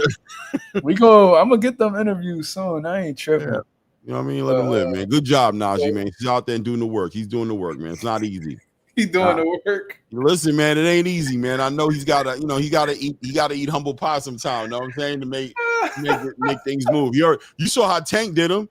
Tank pinned the block on him and told him to go F himself, you know what I mean? So he's carrying himself with a little bit more diplomacy now and not taking it personal. You know what I mean? He's trying to make the interviews and open that door for future, communication and things of that nature, man. So shout out to Najee, man. He out there frying big fish. Big fish to fry. Man. Andre says, if your dad is Puerto Rican, you are Puerto Rican. That's a fact. Exactly. You are whatever your father is. That's why I said his dad. I said at least his father's Puerto Rican for sure. Right. Yeah. That JoJo Regis fight was gangster. It definitely was. For sure. It said WBA stands for We Back Abdul. That's funny as shit. That's Tank name too. Yeah, Abdul Wahid, supposedly. Supposedly, at least. That man ain't go to a mosque ever since they named him that. If you call him right there, he ain't going to turn around and look at you like, who you talking to? He was like, that was Calvin trying to bring him to the light. Calvin said, come on, man, let me get you. He's like, I don't care, whatever, man. Did his whole shahada, bro. That boy ain't never stopped cussing people out, bro. Cussing all his friends out, choking up all his females. That man went to that mosque, came out, went to Twitter and said, fuck Devin Haney. Straight up, wasted no time. And they Muslim, both of them Muslim. They supposed to be brothers, bro. We ain't even supposed to come out. Man, we ain't fucking brothers. I was like, this motherfucker ain't learned nothing. Nah, that man was in La La Land when they was having that whole talk with him in that mosque. Yeah, bro. But anyways, man, I'm gonna get up out of here, man. Clay, I appreciate you coming on as always, brother. Like I said, you're always welcome to come on. We had a great conversation today. Yeah. Y'all could go ahead and hit that like button on the way out. That'd be very much appreciated, man. Hit the subs. If you appreciate the boxing content, you feel what I mean? We spoke about some good things. We spoke about the clown show, Jake Paul, Gervonta Davis press conference, our reaction to the whole situation, Xander Zayas signing with Bad Bunny's agency, along with him possibly getting a unification fight against Baraou and his next fight in Puerto Rico. Spoke about a little bit of everything, though, man. I'm going to get up out of here, man. I hope you have a blessed, beautiful one. I'm up out of here, man. Peace. Peace, y'all. Salute.